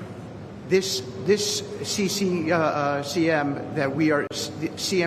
that we're setting up now, this is going to be used in other conflicts as we figure out all the intricacies of how to modulate a peace deal, go from war to peace. Lastly, in closing, I want to speak about the morning that me and Jared had. We met with 10 hostages and their families, and it was really an emotional moment. And I felt blessed to be in that room. Lots of tears, lots of people really, really grateful to President Trump for getting their children home, and you, of course, Mr. Vice President. And I want to observe that I didn't see any victims in that room. I saw strong people who have come out under very difficult circumstances. Their families are reunited, and they are so grateful. And it was just my privilege as an American to be there. Thank you. Great, thank you. Jared? Thank you. Thank you, Mr. Vice President. Thank you, Steve. First of all, we really appreciate your visit here. It's given a great boost of energy to everyone here, and your support through this whole effort has been really tremendous. What you see here today is really the opening of the CMCC. This has been something that's been envisioned by CENTCOM. Admiral Cooper will speak about that in a bit. But we always knew that the deal that we were working on would kind of have two phases to it. The first phase was obviously getting the live hostages out. We're currently making progress on the hostages, the bodies that are still there. I think almost half are out now, and we had very good meetings with the Israelis. I know the Vice President's here to put a lot of effort into that today to hopefully make sure we can complete that mission in phase two. At the same time, the humanitarian aid, there's actually been surprisingly strong coordination between the United Nations and Israel, which is something that we've been able to help synthesize, get each other to air their concerns and to find out how we can do it better so that the aid reaches the people in Gaza and doesn't go into the wrong hands there. Finally, I'll say that there has already been a lot of efforts over the last years by really concerned people to think about what happens next in Gaza. And there's a lot of great things happening here. More will be released in the coming days. But the most important thing here is to figure out how you really get a good deconfliction coordination center. This really has been a startup. There's been a lot that's been done. It's amazing to think it's only been a week. But I actually, with the pace of work and the commitment of everybody, I think in a week from now you'll see even more progress. I want to echo what the Vice President said about how a lot of people are getting a little hysterical about different incursions one way or the other, but what we are seeing is that things are going in accordance. Both sides are transitioning from 2 years of very intense warfare to now a peacetime posture, and really thanks to Admiral Cooper, CENTCOM, and the CMCC to try to build that deconfliction mechanism in order to make sure that we can get to a proper de-escalation. We have some flags that we put up here. This is not fully representative of the countries that are here. It's happening very rapidly. The people are agreeing to come on board, agreeing to help. People really want to be a part of this, and it's just happening very, very quickly. So we'll try to continue to give the updates as it progresses. But really just thank you to the entire team here who's made all this possible. It's been a lot of sleepless nights, around the clock effort, and it's really been great coordination because everyone believes that it is possible to create something better in Gaza, and we have to believe it. We have to work hard for it, and if we all work hard to do that, then I do believe a great outcome is possible.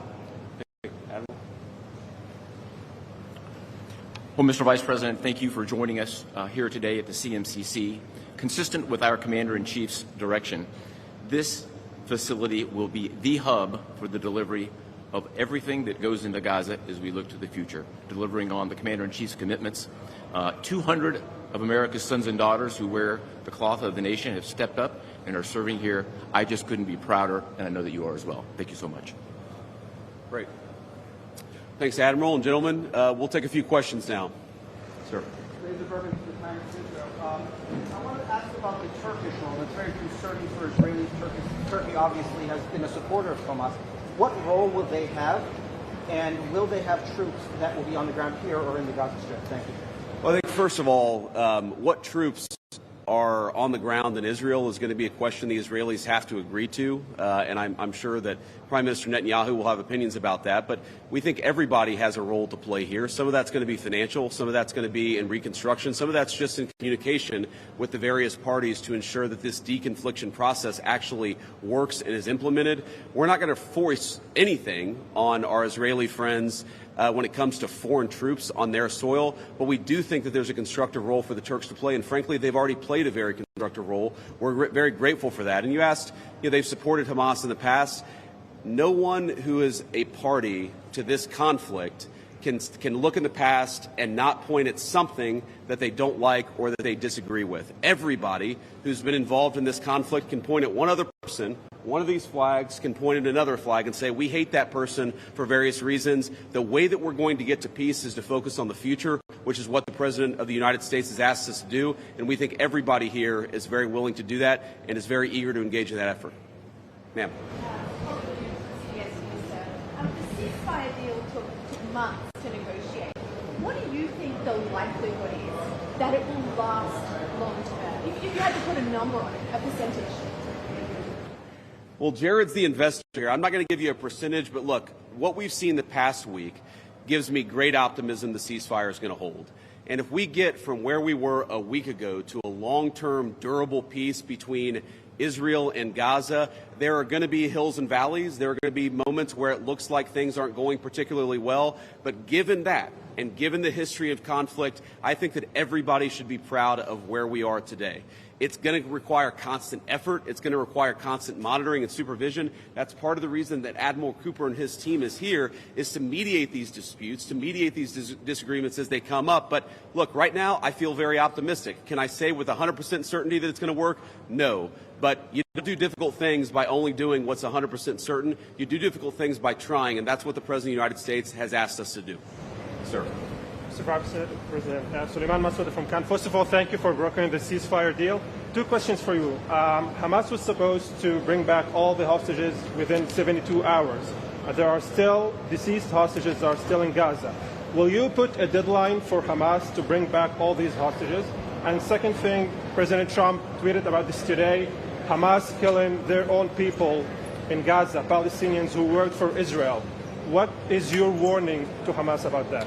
Yeah, so Steve, I'm going to ask you to follow up here, but let me say just a couple of words about the deceased hostages. I mean, one of the stations that I met with, one of the groups that's working on this that I met with earlier, they actually have a photo of the 15 deceased hostages who are still in Gaza. It is a focus of everybody here to get those bodies back home to their families so that they can have a proper burial. Now, that said, this is difficult. This is not going to happen overnight. Some of these hostages are buried under thousands of pounds of rubble. Some of the hostages, nobody even knows where they are. That doesn't mean we shouldn't work to get them, and that doesn't mean we don't have confidence that we will. It's just a reason to counsel in favor of a little bit of patience. This is going to take a little bit of time. And look, our warning to Hamas is very straightforward. The terms of the 20-point plan that the president put out there is very clear. It's supported not just by Israel, but by all of our Gulf Arab friends. It's that Hamas has to disarm. It's that Hamas has to actually behave itself. And that Hamas, while all the fighters can be given some sort of clemency, they're not going to be able to kill each other, and they're not going to be able to kill their fellow Palestinians. Now, again, that's going to take a little bit of time. We're talking about how to set up the security and humanitarian apparatus to put all this in place. But right now, where I stand, I feel confident that we're going to be in a place where this peace lasts, where it's durable. And if Hamas doesn't cooperate, then as the President of the United States has said, Hamas is going to be obliterated. Steve, do you want to add anything about the hostages? I think you said it, sir. Okay, great. Ma'am. From USA Today. Just to follow up on what you were just saying, how much time does Hamas have to lay down its arms before the United States either takes dramatic action or authorizes its allies to do so? Well, look, the president actually put out a truth this morning that I thought was very instructive. We know that Hamas has to comply with the deal, and if Hamas doesn't comply with the deal, very bad things are going to happen. But I'm not going to do what the President of the United States has thus far refused to do, which is put an explicit deadline on it, because a lot of this stuff is difficult. A lot of this stuff is unpredictable. You basically have two regions in Gaza, one of which is relatively safe, I wouldn't say very safe, and one of which is incredibly dangerous. And part of ensuring that we get to a durable peace is to broaden the scope of the area that's safe. And the International Security Force is a big part of that. We don't yet have the International Security Force set up. That's something we're working towards. We have a number of volunteers who want to participate in that International Security Force. So my point is, I don't think it's actually advisable for us to say this has to be done in a week, because a lot of this work is very hard. It's never been done before. And in order for us to give it a chance to succeed, we've got to be a little bit flexible. I think what you're seeing from our Gulf Arab friends, certainly from our Israeli friends, is a certain amount of impatience with Hamas. But we're going to keep on working at this process, and we're going to keep on trying to bring the deceased hostages home, but also make sure that all Gazans are able to live in a prosperous and safe place. Yes. So the White House indicated that actually there is a plan to start rebuilding Gaza, the parts of Gaza which is still under Israeli control. Is it so indeed? And can you tell us a little bit about this plan? How is it going to work? Yeah, Jared, do you want to say a few words about that? Great. So, first of all, no reconstruction aid, no reconstruction funds will be going into areas that Hamas still controls. And as far as the demilitarization goes, once the ISF is up, there needs to be a security force that they can feel safe from, that in order for it to be the transition to be complete. So that needs to happen. There are considerations being happening now in the area that the IDF controls, as long as that can be secured to start the construction as a new Gaza, in order to give the Palestinians living in Gaza a place to go, a place to get jobs, a place to live. So that's one of the many things being considered. Right now, again, there's been several work streams that have occurred over the last years. Those are all being synthesized and updated here at the center, and then they'll go before President Trump and the Board of Peace to get recommendations on what to build, how to phase it. But that's definitely something now that's being very strongly considered. Great. Sir? Thank you so much, sir. Oh, sorry. Why don't we do the guy in the back, and then we'll do you in the blue jacket. Thank you. So much, Go ahead. Mr. Vice President. Could you speak up for me? Yeah, I will try. So thank you so much, Mr. Vice President. And my question is, from the level of cooperation that you just saw today here in this place, how you see the, let's say, future of normalization in Israel in the region, if you see like a cooperation, growing cooperation between Israel and other Gulf states that we don't see from the outside? Yeah, well, you know, I think Steve put it best, which is that this model, I think, could serve for a foundation for normalization, not just in the Middle East, but across the world. Because what we're taking, again, is a long-term, protracted conflict with two enemies who really don't like each other, and we're actually creating a model that can lead towards sustainable peace. Now, we know that a lot of our Gulf Arab friends would like to have normalized relations with Israel. We know that getting this peace on a sustainable pathway is sort of the critical first step of that. But look, I feel very optimistic about where we are. Knock on wood, you never know how this stuff is going to go. But given what I've seen, given the incredible talent and effort that's going in to the reconstruction of Gaza, to the long-term security of the Gazans in that territory, I feel very good about where we are. And again, if we get this right, I really do think it's going to be a domino that leads to a lot of further peace all across the region. Sir. Vice President Vance, if I may ask, firstly, a quick one is, did you come here because you thought Israel massively overreacted to the killing of its two soldiers? And secondly, following the reaction to this plan, do you now believe it is feasible to have a governance structure for Gaza that does not include strong Palestinian voices? Well, so on the first question, no. My visit had nothing to do with events of the past 48 hours. We had actually tried to plan this visit, frankly, months ago, and now we thought this would be a good time to do it. It ended up working out. As you know, sometimes calendars are difficult, especially when you're the Vice President of the United States. But I wanted to come. I wanted to check in on things. I wanted to, talk to the troops who are working very hard to coordinate this massive relief effort. And I wanted to just see how things were going and put some eyes on it so I could call the President of the United States and actually, it's one thing to read about it. It's one thing to talk with Jared and Steve on the phone about what's going on the ground. It's another thing to actually shake somebody's hand, to look them in the eye and to understand what are the challenges, what are the things they need from me. I mean, I heard from relatively junior troops very simple things that would make their lives easier that I'm going to take back to Washington and hopefully help them with.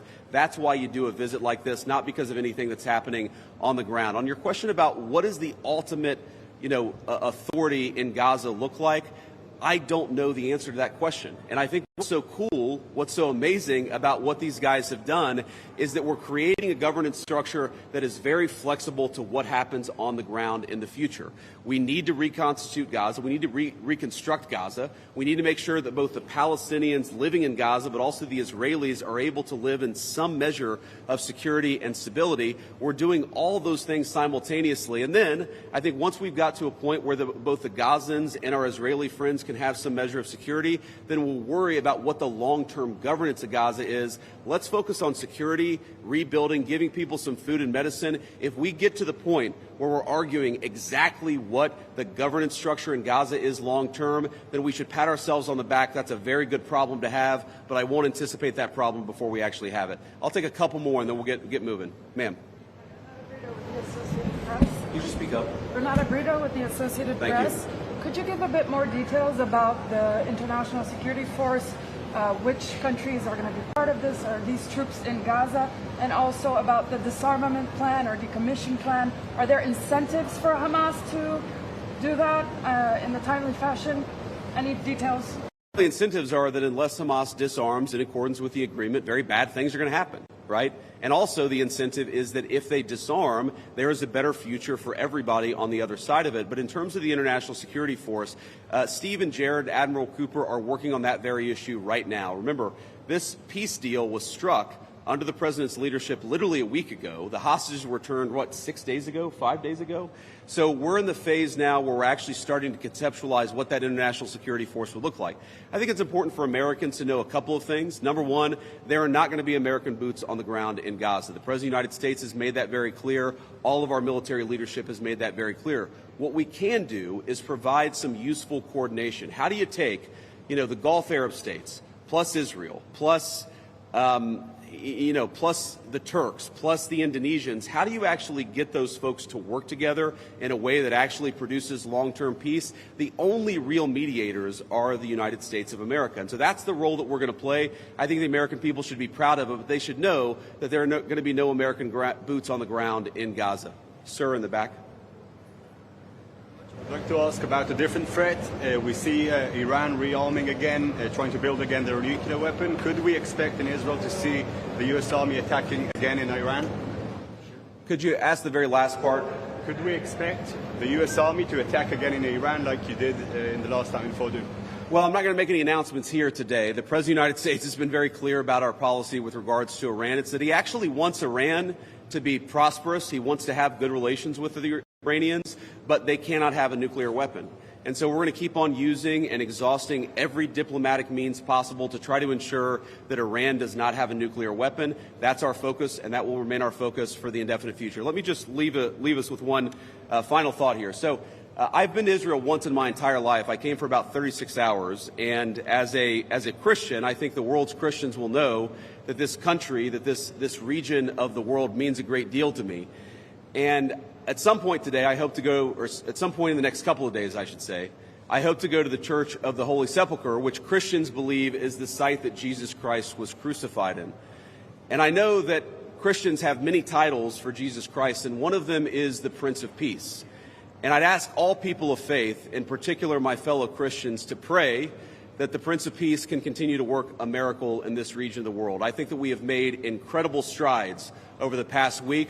We're going to have to make a lot more, but I think with your prayers, with God's providence, and with a very good team behind me, I think we're going to get it done. Thank you all. Take care.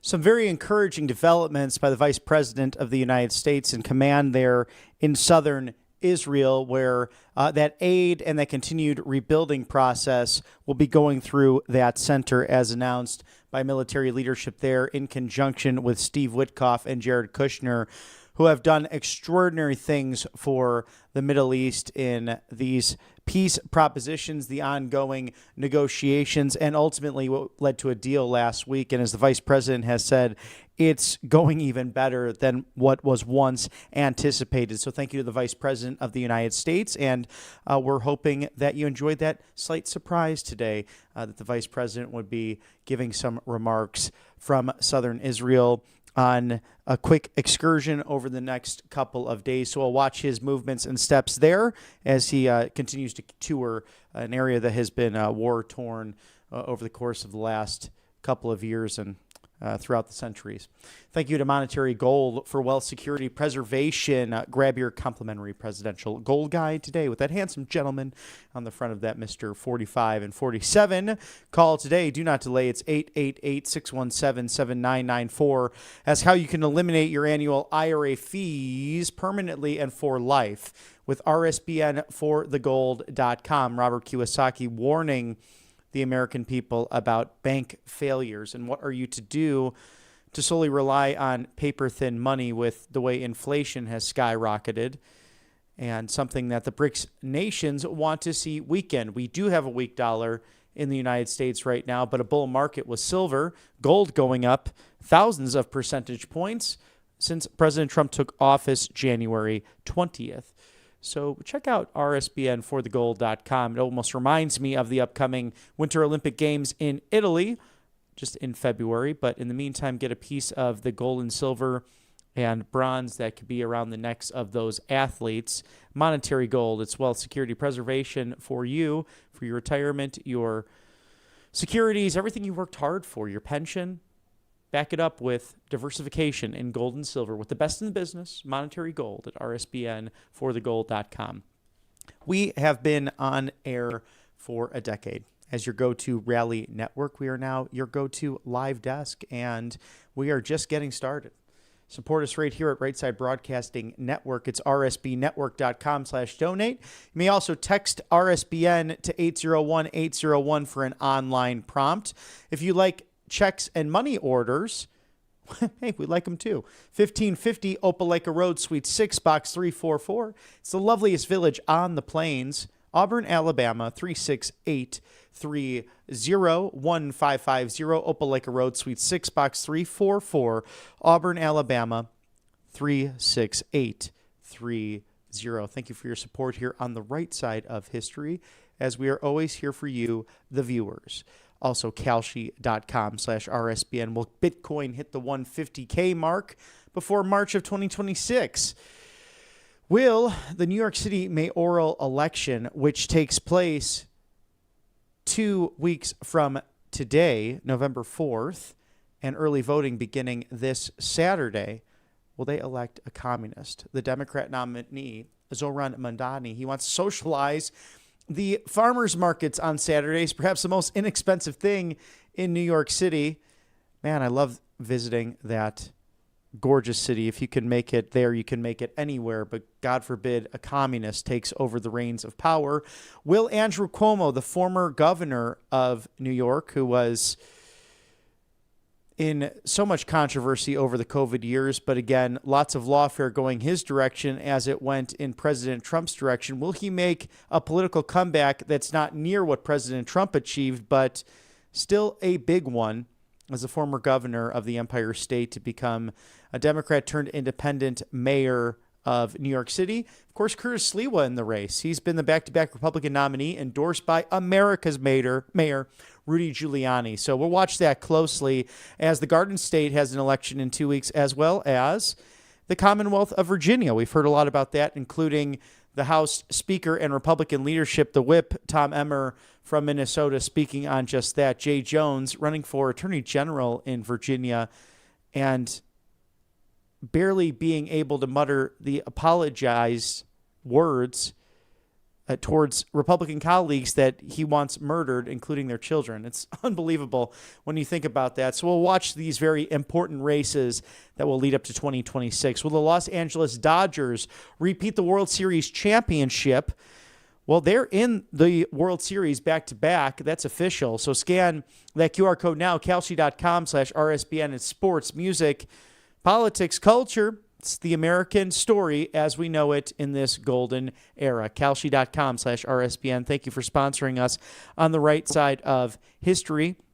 As these races are taking shape, we will have many different congressmen to congressional candidates on the show in the coming weeks before the holidays, leading up into, of course, 2026, which will be a barn burner of an election because the Democrats have pledged to, again, impeach Trump. They run on Get Trump, to quote people like Tish James, whose job is to put law first, to enforce the law. But, instead of doing that, it's the lawfare and the false allegations and accusations, claiming that Mar-a-Lago is worth $18 million. It's much more than that, as we saw in a recent tour from Eric Trump on the gorgeous grounds in Palm Beach, Florida, the Southern White House. It's 11:40 on the East Coast, 8:40 on the West Coast.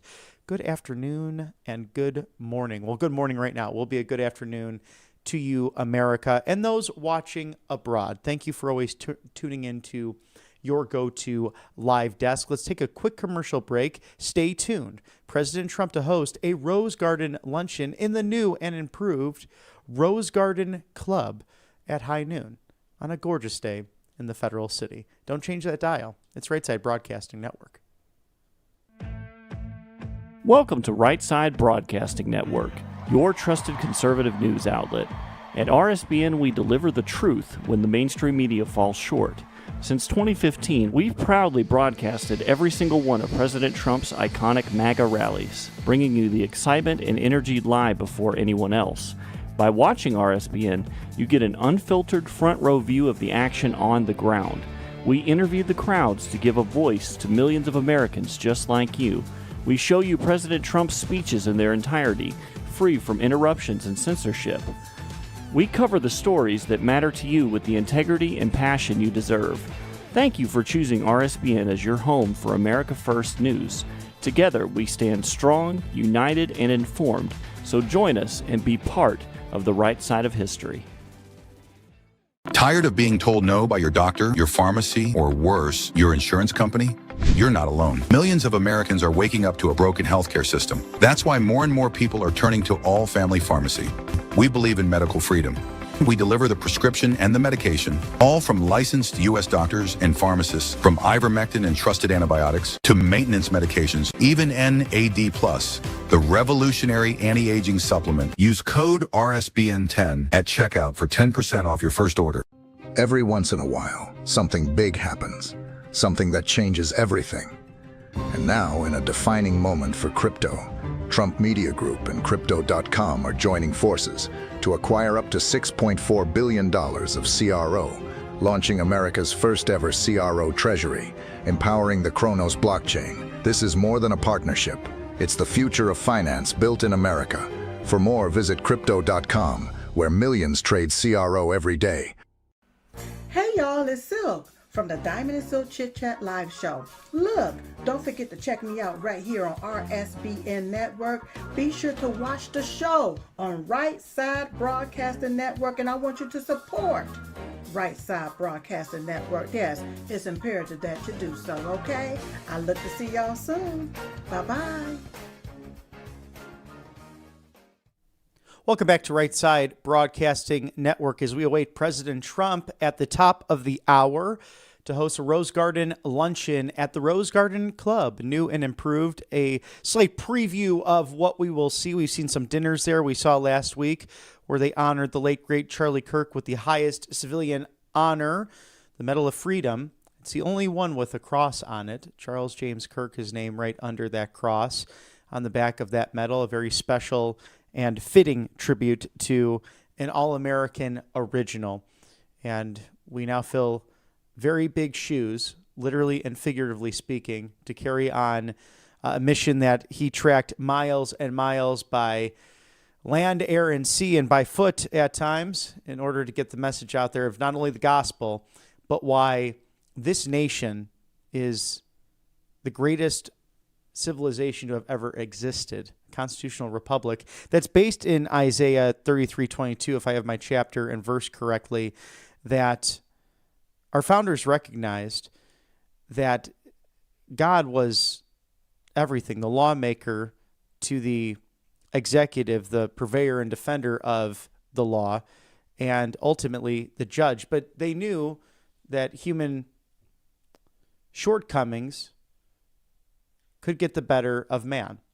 So they devised a constitutional system that had three branches of the Article 1 consisting of the legislative, the congressional, Article 2 with the executive and the enforcement of those laws, and ultimately the judiciary to determine whether or not laws passed and signed into law and ultimately enforced, the question of whether or not they are constitutional, and stood the test of time, nearly 250 years, in really what's been a reclaiming of our civilization. It's not so much Republican versus Democrat, but rather we the people versus a bloated bureaucracy, as James Comey has filed paperwork to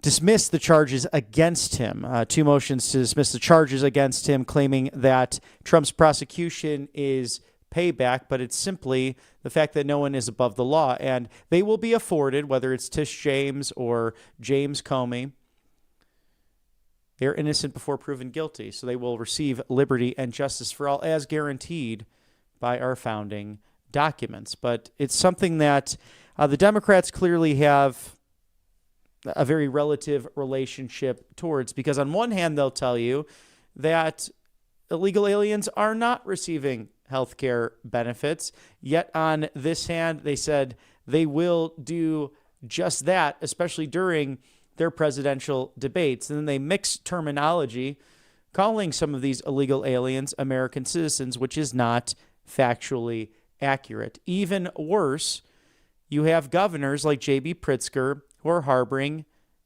illegal aliens, which is a violation of U.S. Code 8, Section 1324,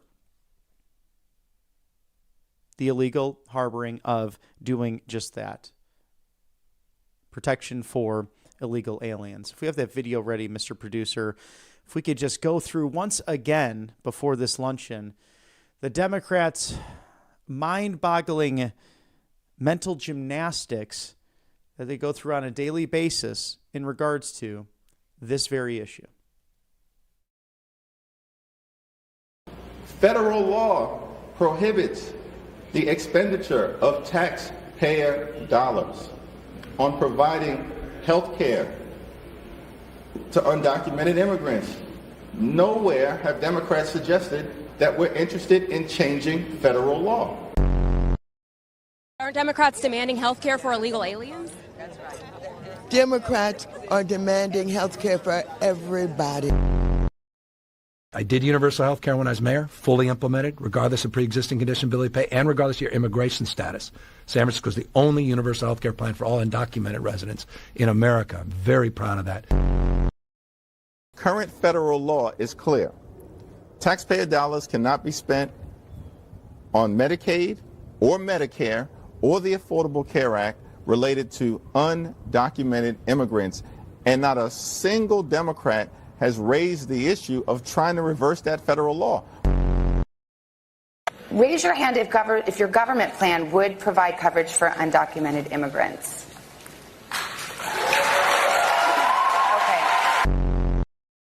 We do ourselves no favors by having 11 million undocumented people in our country be unable to access health care.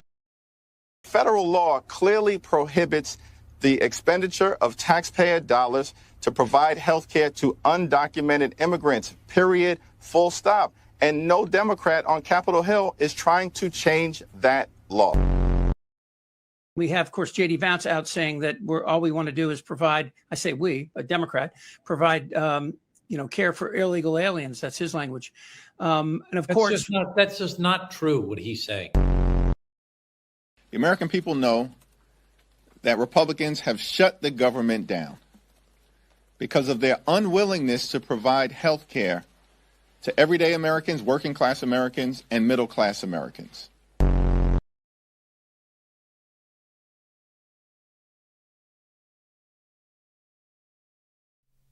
Founding father and the first vice president, second president of the United States, John Adams, once stating that facts are stubborn things. And there again we see the mental gymnastics of the Democrat Party on a gorgeous fall day right there outside of the West Wing. Slightly windy, but all is well there at the White House. Thank you to allfamilypharmacy.com/RSBN for your fall, flu, cold, sniffle needs, whether it's Tamiflu to ivermectin, antibiotics, antivirals, and much, much more. 200 essential medications, including NAD+, methylene blue.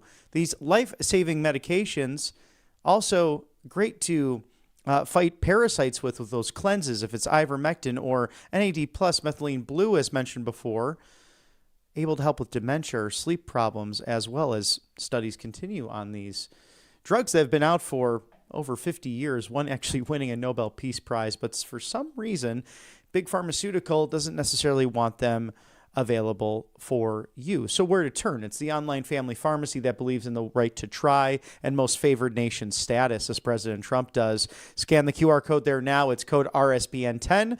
That's 10% off of ivermectin, Tamiflu, antibiotics, antivirals, emergency medical kits, and much, much more. When the pharmacies are backed up this time of year, urgent care through the door. Good to have life-saving medication on hand at home and for your travels. allfamilypharmacy.com/RSBN. To continue with no red tape and no bureaucracy, take care of your skin with the miracle that is angelpaste.com. The vitamin B infused, non-GMO, no chemical Miracle Cream, one of my favorites. I use it on a daily basis. There's also the orange option, crucial this time of year, with the vitamin C infused cream that goes right into your skin and can give you an extra bolster of defense in the cold and flu season. They also have a facial spray, all natural, based in Spring, Texas, off the Gulf of America. They were tired of chemicals and dyes and the nasty things you can find in other options. So the miracle that is this Christian-based company who prioritizes the hiring of United States military veterans, right there for you, angelpaste.com, one of my favorites. I love to follow their Instagram stories, and they are very active on social media as well. But you can find the miracle, all of their options right there at angelpaste.com. As we are roughly 10 minutes away from President Trump's scheduled luncheon in the Rose Garden, a new and improved version of the Rose Garden that sits off of the 45-second walk, as they call it, from the colonnade into the Oval Office, from the residence to the working area of the President of the United States. Of course, he does have that private office upstairs as well. But if we were to categorize or put President Trump into a box, which I don't think we necessarily can, because he's such a historical figure, he's such a decisive president, he will go down with the names that are on Mount Rushmore. There's no question about that, from Washington to Teddy Roosevelt, to Abraham Lincoln and Thomas Jefferson, amongst the greats, with what he's been able to accomplish in a relative short period of time. And we have over 3 years left until January 2029. Thanks be to God for that. But yesterday, taking the time out with cut number one, Mr. Producer, to celebrate Louisiana State University, also their satellite campus at Shreveport, that went 59-0 in the NAIA college baseball wing of the NCAA. So that's really an impressive move of Division I AA. That's quite a stat. I mean, to be good in baseball, you should win about roughly 2/3 of your games. If you look professionally, that's basically pulling 2 games out of the 3 at your host or visiting stadiums, and these guys did it perfect. So worth celebrating. President Trump played some baseball himself at the military academy in high school, but we can toss it there now to showcase what took place in the East Room just yesterday.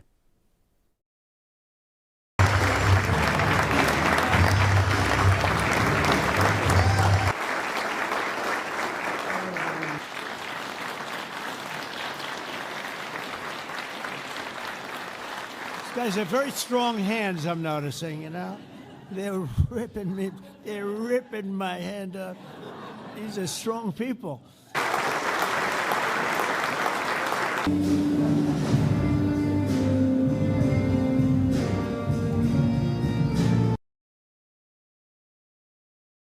Congratulations to both Louisiana State University and LSU Shreveport for extraordinary seasons and winning national championships right here in 2025 as the FBI continues delivering results for the American people. Cut to Mr. Producer. President Trump has full faith in his Department of Justice, led by Attorney General Pam Bondi and Kash Patel, the new FBI director under my administration, doing an incredible job. Since January 20th, more than 28,000 violent criminals have been arrested. It's record-breaking, with over 6,000 illegal weapons seized, more than 1,700 child predators and 300 human traffickers taken off the streets, 5,000 innocent children rescued, 2,000 criminal enterprises disrupted, 1,900 kilos of fentanyl, enough to kill 125 million people. That's over 1/3 of our nation taken out. Historic results. We are bringing law and order back to America. Cash, Dan, Andrew, and the men and women of the FBI doing a tremendous job making America safe again.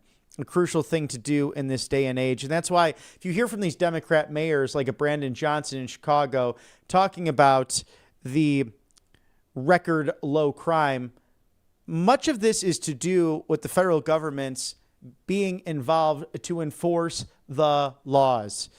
So a thank you or even a phone call to collaborate is in order, as still many of our cities not having the safety that should truly be there. In a couple of weeks, again, the Garden State has a gubernatorial election up there in New Jersey. Jack Ciattarelli is running again back-to-back Republican nominations, and this Italian-American who has been really hitting the ground as a common sense Main Street candidate, has really had common sense on energy with cut number 3, Mr. Producer. President Trump dedicating 2 of his truths to Jack Ciattarelli's campaign, saying he's a winner for New Jersey. Mickey Sherrill, his opponent, is the exact opposite, a stone-cold loser who will drive your energy costs through the roof, just like the Democrats are doing all over the country, but even more so because she has no understanding of what she is doing.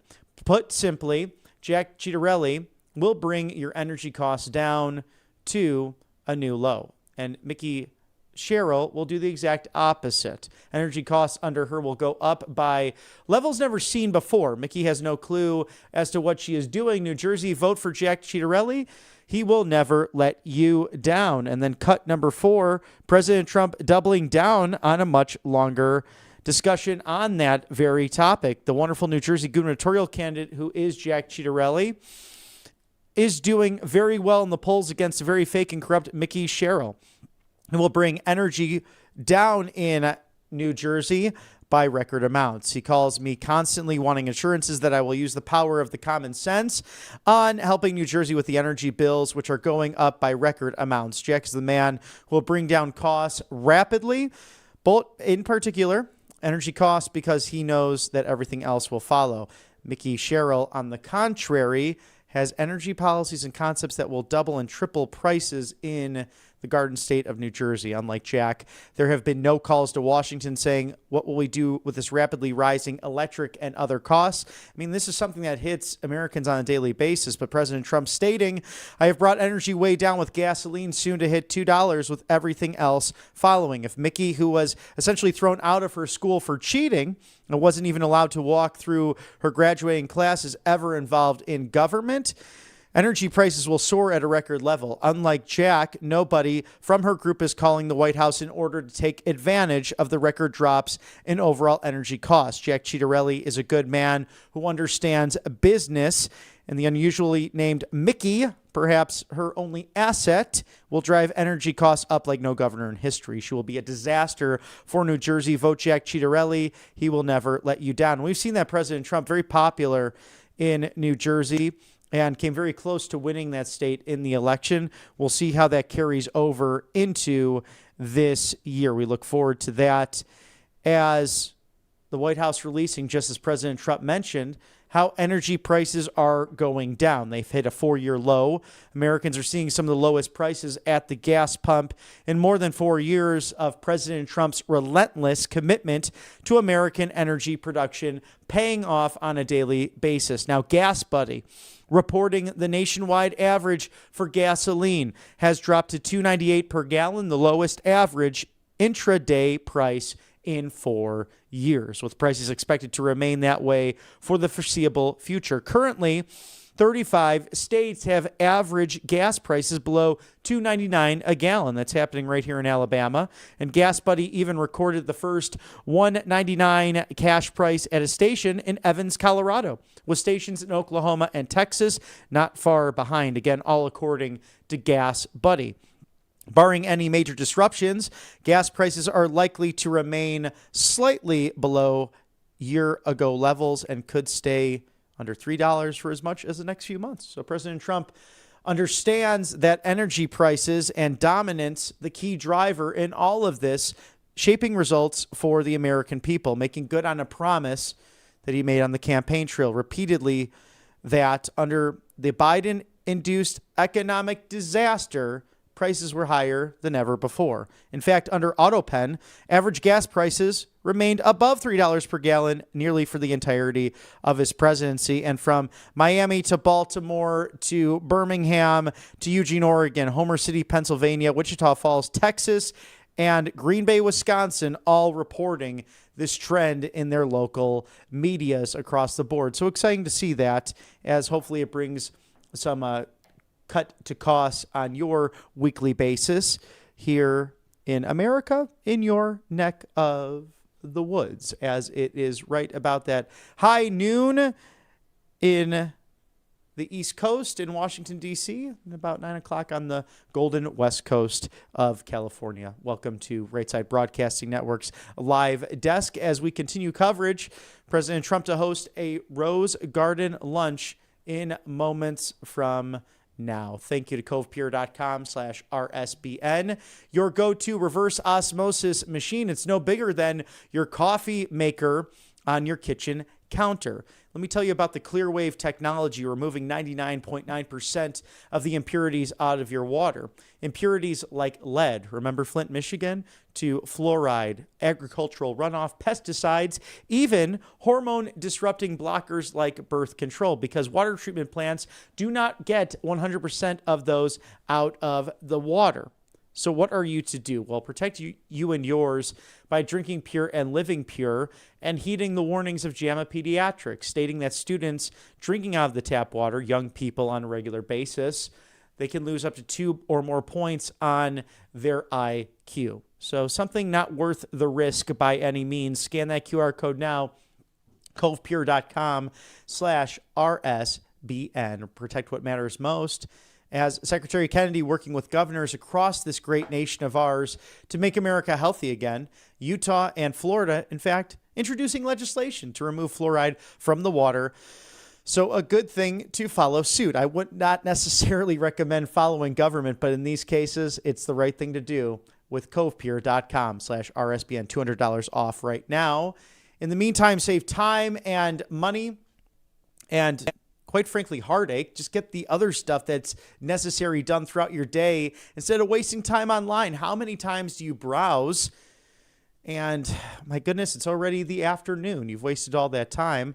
Well, Perplexity, the newest sponsor here at Right Side Broadcasting Network, has a new AI-powered browser, and you can visit this personal assistant of yours to get and become acquainted with pplx.ai/RSBN. Browse at the speed of thought with Comet. So unlock 1 month free of Rumble Premium. In doing so, you end up communicating with the rest of your company. Perhaps it's bi-coastal and you have 3 hours separating one another, but you're meeting in the middle to find the best Tex-Mex in the Lone Star State.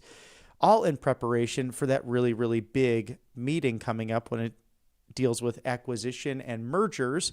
You have other things to think about rather than finding that best restaurant. Allow Comet to serve you by not only searching and finding what's best, but sending it to your business partners in order to organize a working dinner at the browse of thought. The speed of thought, all powered by Perplexity. Its AI browser named Comet. pplx.ai/RSBN. Peace of mind. It makes your workday go faster instead of wasting 30 minutes to 3 hours online searching for things. You can end up getting it done in a matter of seconds to minutes. It's all booked and all ready to go. Your reservation there for you and nothing to worry about, amongst many other different items and tools that you use for your online browsing. It's Perplexity's Comet, as we are looking forward to this Rose Garden luncheon with the President of the United States. In the meantime, let's take a quick commercial break for sponsorships, but don't change that dial. It's a gorgeous day in Auburn, Alabama, and a beautiful day right there in the nation's capital. This is Right Side Broadcasting Network Live. Welcome to Right Side Broadcasting Network, your trusted conservative news outlet. At RSBN, we deliver the truth when the mainstream media falls short. Since 2015, we've proudly broadcasted every single one of President Trump's iconic MAGA rallies, bringing you the excitement and energy live before anyone else. By watching RSBN, you get an unfiltered front row view of the action on the ground. We interview the crowds to give a voice to millions of Americans just like you. We show you President Trump's speeches in their entirety, free from interruptions and censorship. We cover the stories that matter to you with the integrity and passion you deserve. Thank you for choosing RSBN as your home for America First News. Together, we stand strong, united, and informed. So join us and be part of the right side of history. Hey y'all, it's Silk from the Diamond and Silk Chit Chat live show. Look, don't forget to check me out right here on RSBN Network. Be sure to watch the show on Right Side Broadcasting Network, and I want you to support Right Side Broadcasting Network. Yes, it's imperative that you do so, okay? I look to see y'all soon. Bye-bye.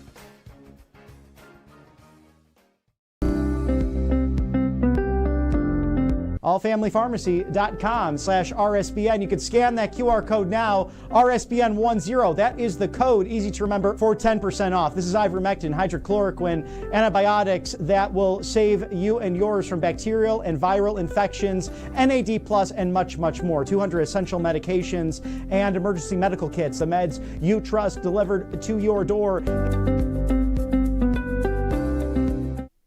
Welcome back to Right Side Broadcasting Network and cut number 11, Mr. Producer.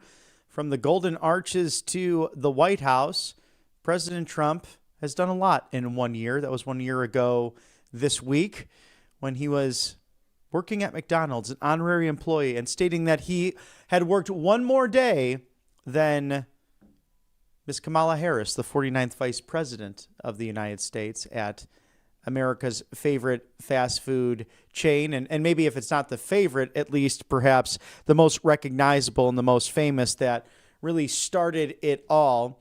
And it might seem silly, but it's really President Trump's appeal that he showcased on the campaign trail leading up to a final 2-week sprint that was unlike any other. It's so good being a veteran of countless campaigns, two of my own personal campaigns, a city council run and a state rep run.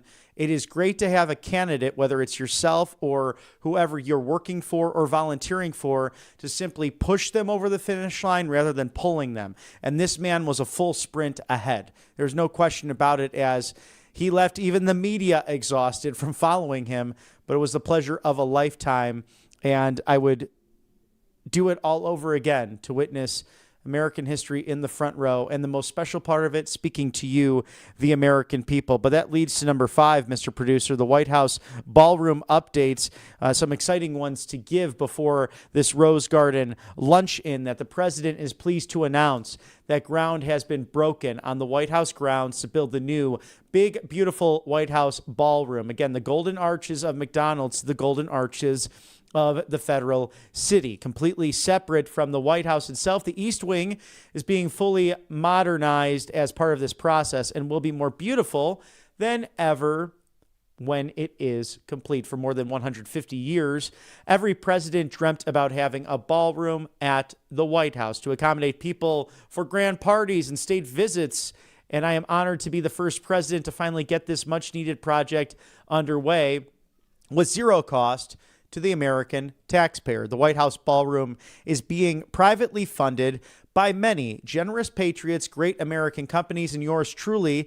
This ballroom will be happily used for generations to come. President DJT.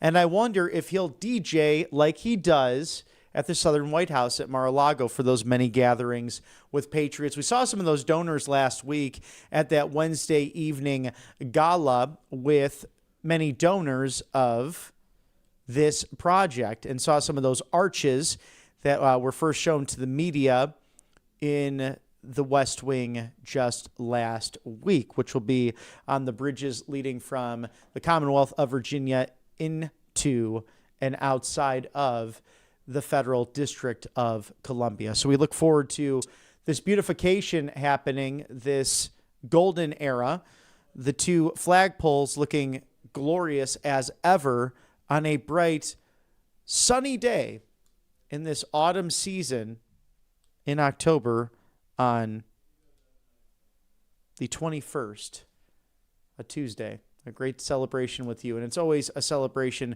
being with the fine viewers here at Right Side Broadcasting Network Live. To go through as well President Trump also nominating a couple of crucial people to the bench with cut number 7, Mr. Producer. Mr. William Crane is nominated to the federal bench. I am pleased to announce the nomination of William Crane to serve as judge of the United States District Court for the Eastern District of Louisiana. William is a proud graduate of Louisiana State University and has dedicated his life to serving Louisiana, a place I love and won big 3 times. As a lifelong state court judge and currently a justice on the Louisiana State Supreme Court, William has proven to be the wisdom and the courage required to put our Constitution first. Now, more than ever, we need judges who will hold violent criminals accountable, enforce the rule of law, and protect our inalienable rights. I trust that William, who is highly qualified and respected, to continue to make his state and our nation proud. Congratulations, William, as we also say congratulations to Alexander Van Hook. That is number 8 there, Mr. Producer. I'm proud to announce the nomination of this gentleman, Mr. Alexander Van Hook, to serve as judge of the United States District Court, again, for the Western District of Louisiana. Alexander attended Centenary College of Louisiana before attending Louisiana State University. Lots to celebrate with LSU this time of year for his Juris Doctorate as acting United States Attorney for the Western District of Louisiana, and previously as a prosecutor in the same office for more than 25 years.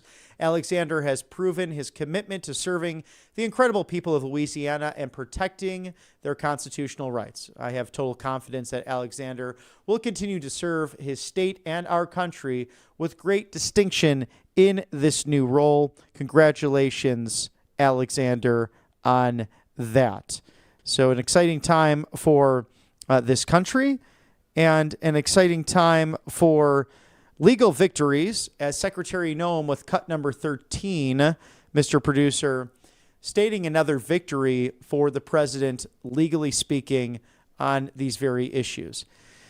The U.S. Circuit Court of Appeals for the Ninth Circuit ruled that at real Donald Trump, the president is rightfully using his constitutional authority to direct the National Guard to protect federal assets, personnel, and public safety in Portland, Oregon. The law, U.S. Constitution, and Supremacy Clause back the president's action to protect the public and law enforcement. And today, his ruling has vindicated us. There's no question about that, as those who have ruled against this in different jurisdictions are clearly Obama and Otto Penn appointed judges who want to legislate from the bench. This is rare that an insurrection act or even the use of National Guard is, if ever, used. But 28 times presidents have used this. In fact, there have been much worse situations in supposed overstep by presidents of the United States. President Trump is clearly within the letter of the law. He is a constitutional commander-in-chief. I ask those who are criticizing, should George Washington have ignored the Whiskey Rebellion in the Commonwealth of Pennsylvania in 1792? Should Lincoln have held himself back, as President Trump likely would have, with the suspension of habeas corpus that happened in the Civil War? He ended up with a Greco-Roman shrine as the savior of the Republic. But there were far overreaches during the Civil War by the federal government in regards to the executive. And as much as I admire an Abraham Lincoln, it's worth noting history and knowing that history in regards to overreach by the executive.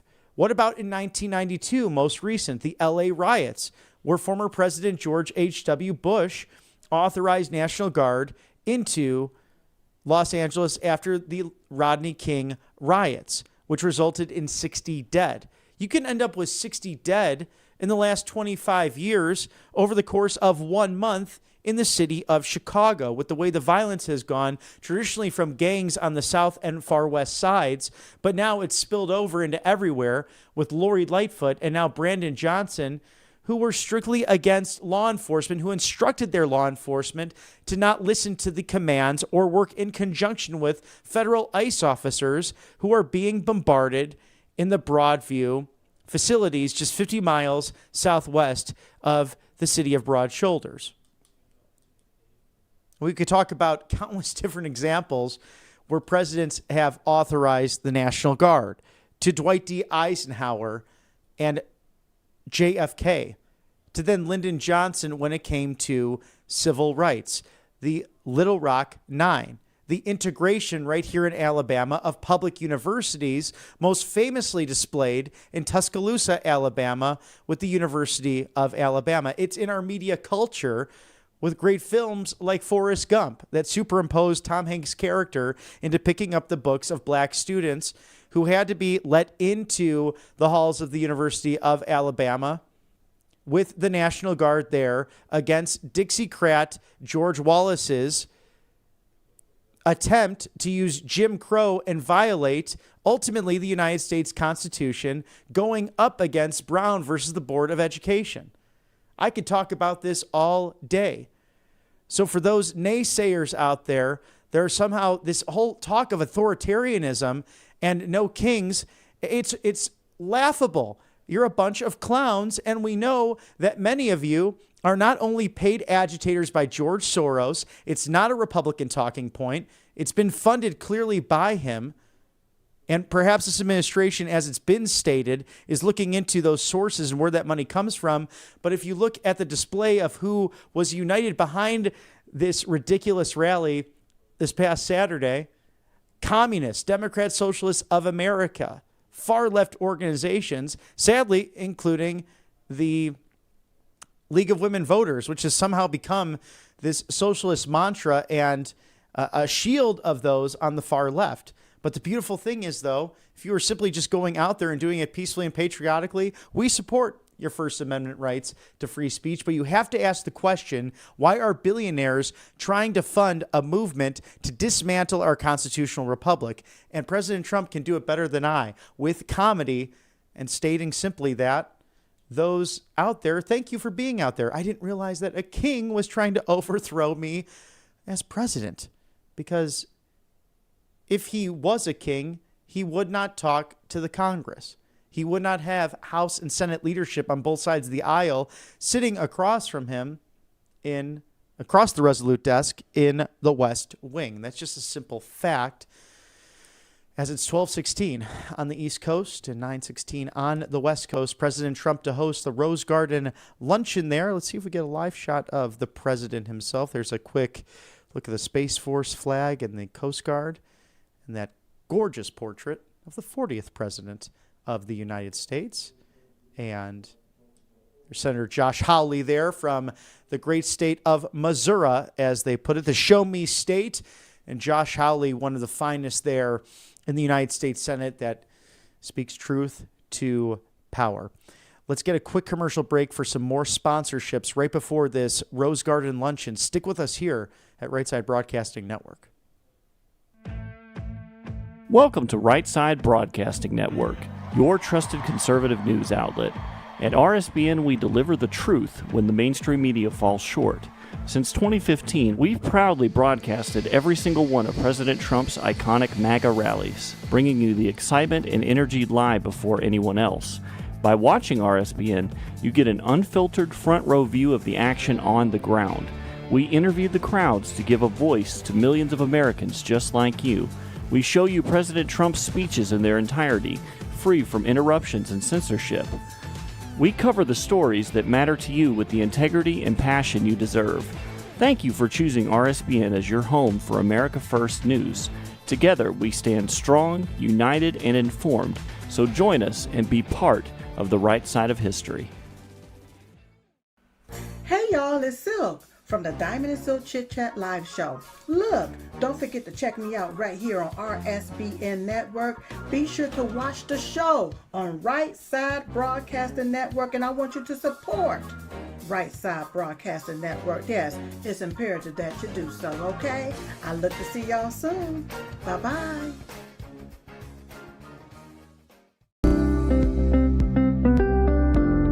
allfamilypharmacy.com/RSBN. You can scan that QR code now, RSBN10. That is the code, easy to remember, for 10% off. This is ivermectin, hydrochloroquine, antibiotics that will save you and yours from bacterial and viral infections, NAD+, and much, much more. 200 essential medications and emergency medical kits, the meds you trust delivered to your door.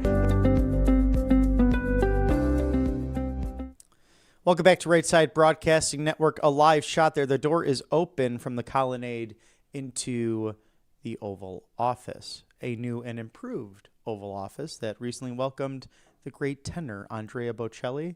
And I've been seeing all over social media as well. I really appreciate this idea. Tell us what you think. Feedback at rsbn.tv. But the fact that Andrea Bocelli, who was there, who's always been enormously gracious, who I don't think we know necessarily his political opinions. Does it matter? No. He's been very gracious towards the former Speaker of the House, Nancy Pelosi, of Italian-American heritage, to Giorgia Meloni, the Prime Minister of Italy, who's doing a remarkable job as a right-wing populist and changing what was a corrupt system. And there we caught a glimpse of the President of the United States right there working hard on your behalf behind that resolute desk, the same desk that is from the HMS Elizabeth, I believe a gift from the United Kingdom to the United States from that ship, where FDR had a flank placed there so you did not see the wheelchair. Also where a young John Kennedy played with his father under that desk. Some White House history for you as we look into the Oval Office, and the Resolute desk being one of the more popular ones used by modern presidents. Of course, they have roughly 7 different desks to choose from, but that Resolute is quite a popular one that has been used by many of the recent presidents. Perhaps we'll have a whole show dedicated to the decor within not only the Oval Office, but the entire White House as well, because there's a lot of history there. A lot of history the Clintons actually had to return when they took some of Thomas Jefferson's properties, and they said, it's a former president and former Madam First Lady, then United States Senator. Please return what is the property of the United States government. So some fun facts there as we look towards President Trump hosting a Rose Garden luncheon today, and that Rose Garden sitting right off of the Oval Office, traditionally a wonderful staging area as presidents have made their way out to the Rose Garden for different ceremonies, and most recently last week for Charlie Kirk receiving the highest civilian honor from a president, the Medal of Freedom, and so deservedly so for going into the campuses, engaging them. And we've seen over the course of this Turning Point tour, which is coming right here to Auburn University in 2 weeks from now on November 5th, thousands of people showing up for these events, and some big names in the movement, from Megyn Kelly to Governor Spencer Cox in Utah, to Glenn Beck.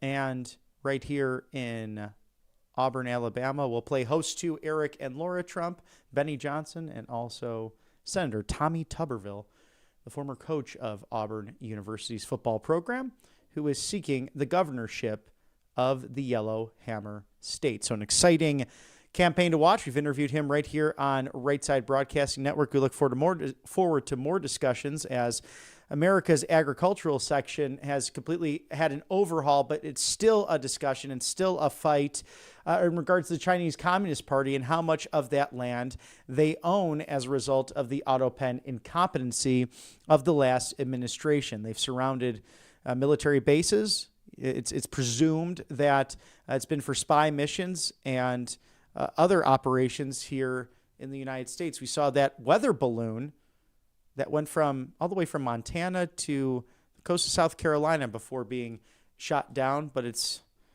frightening to think what we know now as President Trump ending 8 major conflicts around the world in this short period of time, roughly 9 months, not even before the calendar year since he's been in office. Some threats that really threatened not only Western civilization, but our own humanity.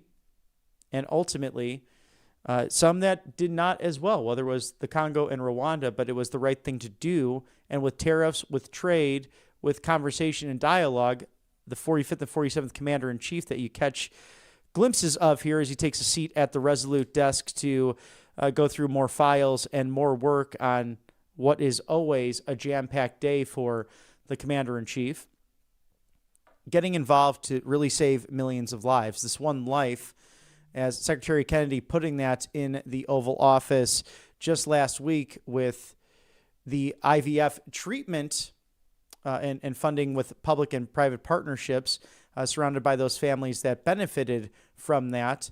Secretary Kennedy mentioning that President Trump said aboard Air Force One, I'm not sure if I'll get into heaven. And he said, sir, you are doing God's work in all of this. And as the HHS secretary mentioned, for 19 years, he prayed on his knees to God, asking him to partner with or bring someone to him who will make America healthy again.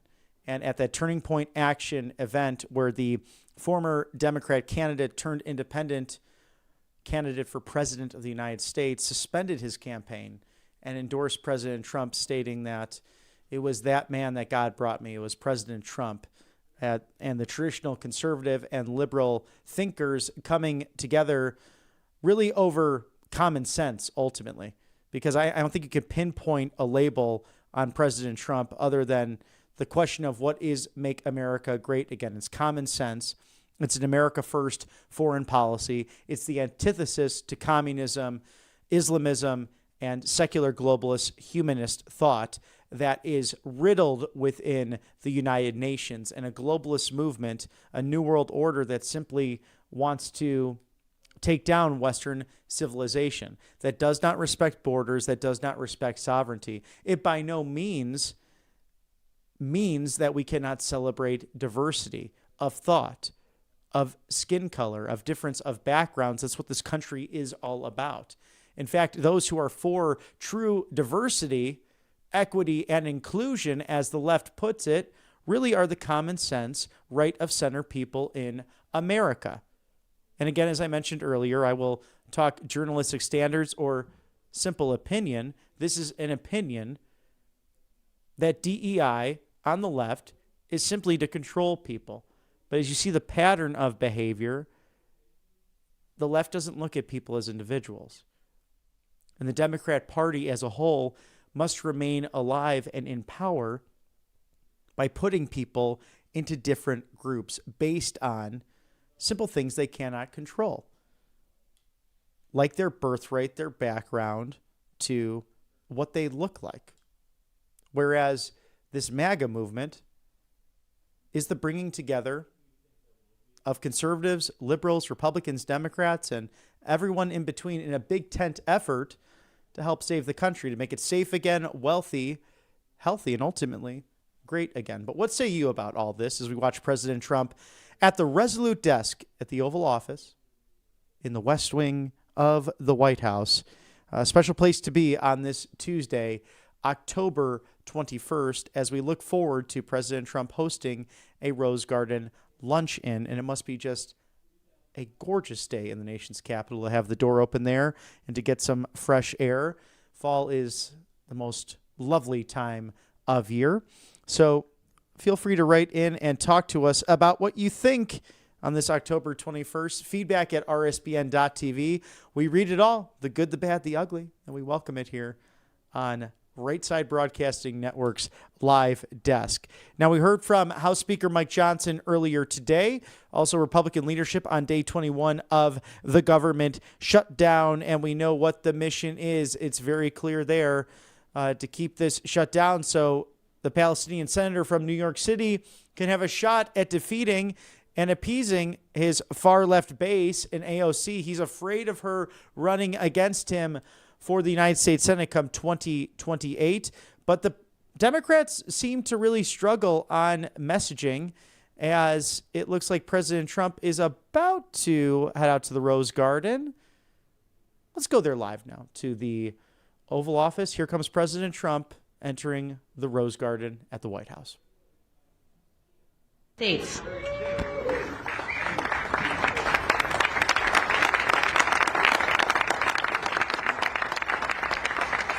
Hello, everybody. Thank you very much. Thank you. What a friendly group this is. No Democrats are here, right? Well, I want to thank everybody. This has been a labor of love. You know, we took over a building that was not properly taken care of. It just wasn't. It's a very special building, and we are taking care of it. This was grass, and when you have a news conference, and this was going on for many years, but everybody would just sink into the mud. It was extremely luxurious grass, especially when it was raining, because you'd go down about 5 inches into the mud. And when we had a press conference here, all the press standing back there, they'd be cursing. The women would be lifting up their shoes, saying, "You've destroyed my shoes. This is terrible." So we got a stone that's the exact same stone and color as the White House itself, because we wanted the friendly feeling of that light color. And it reflects the sun, and it keeps you cool even in the summer. And we've had press conferences. We finished it about a month ago. This is, as you see over here, the Presidential Walk of Fame. And we had this long wall with half windows because there used to be a swimming pool on the other side of the wall. That was the swimming pool where Jackie would say, "I hear women inside." Are women inside? Quite a famous, I'm not saying anything, this was a part of a movie. And the Secret Service said, "No, ma'am, there's no women inside, ma'am. I'm sorry, ma'am, you're going to have to move along." "But I hear women inside." "No, ma'am, you'll have to move along, ma'am." So that was the famous swimming pool. Now it's even worse. It's for the media.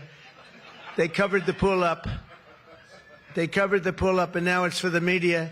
And I think we have a small representative group. I don't think they allowed the rest of them. I can't believe it. What happened? They're all on the other side of the wall. Can you believe it? Because this is supposed to be sort of a private event, and there is no such thing in politics as a private event. Lindsey, you learned that a long time ago, right? The great Lindsey Graham, doing fantastic. You're up 34 points, Lindsey. That's not bad, I'll tell you. It's not bad. So we did the Presidential Walk of Fame from the great George Washington all the way to, well, I think we have to rate him above me. So less than great. Less than George. Somebody went up there, they say, "You're the third best president in the United States." This was on television, third best. And they said, "Who are the first two?" "George Washington and Abraham Lincoln." And I got extremely angry at this man. You know, you can't, it'd be tough to beat, Mr. Senator. It's going to be, John, it's going to be very tough to beat Washington and Lincoln, but we're going to give it a try, right? Hey, they didn't put out 8 wars, 9 coming, all right? We put out 8 wars, and the 9th is coming, believe it or not.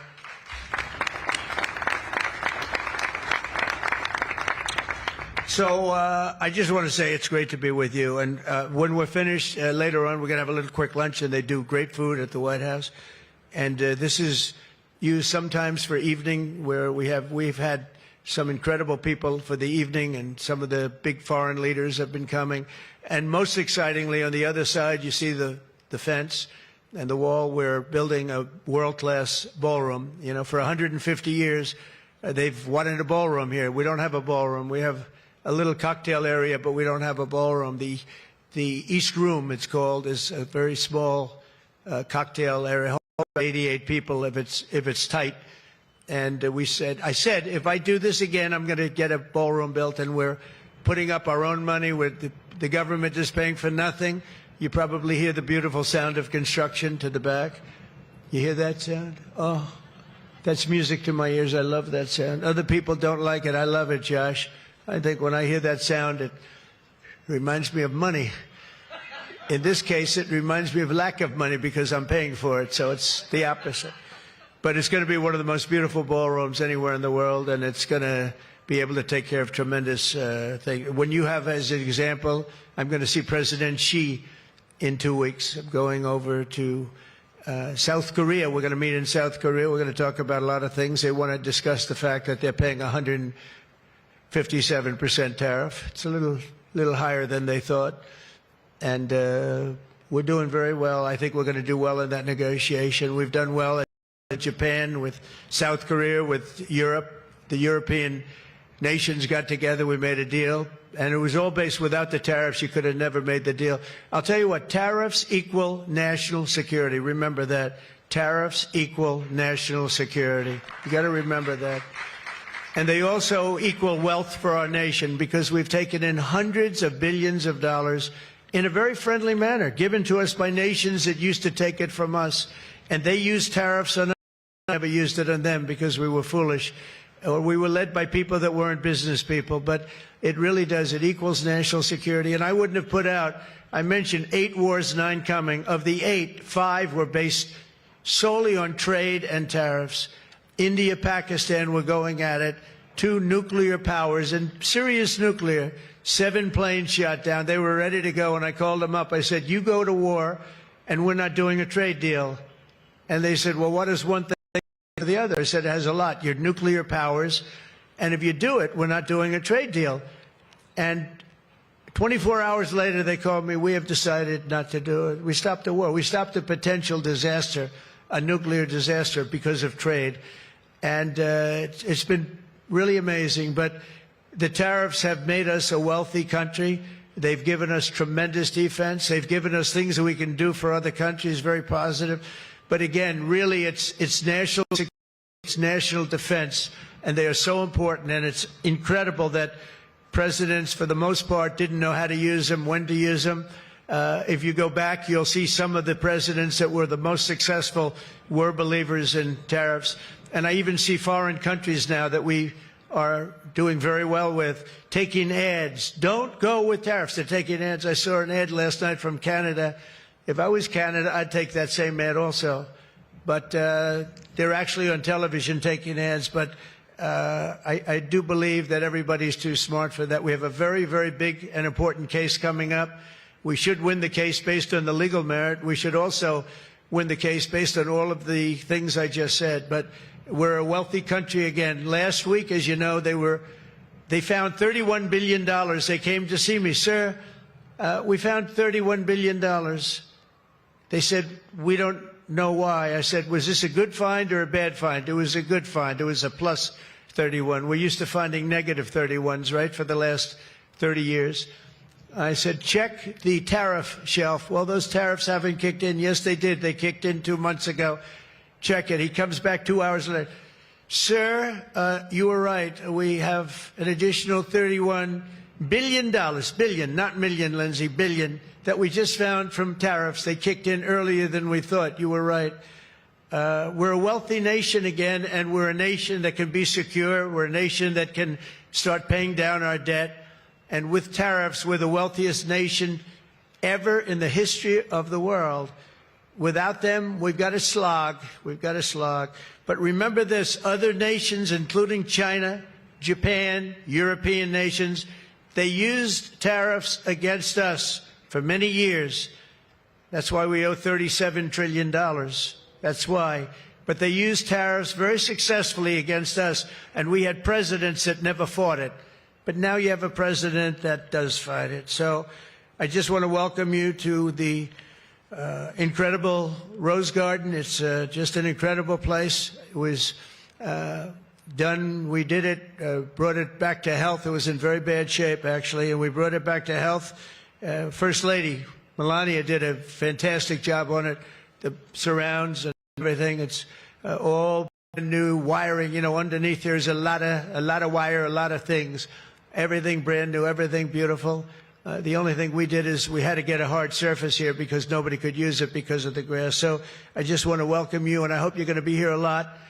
We're going to use it for meetings. We're going to use it for press conferences. Now we can use it. It was unusable before, and now we can use it. But everything that you see was redone. All of this was redone, and the whole White House is being redone. Some of you came through what they call the Rose Hall. They call it different names, but you probably noticed.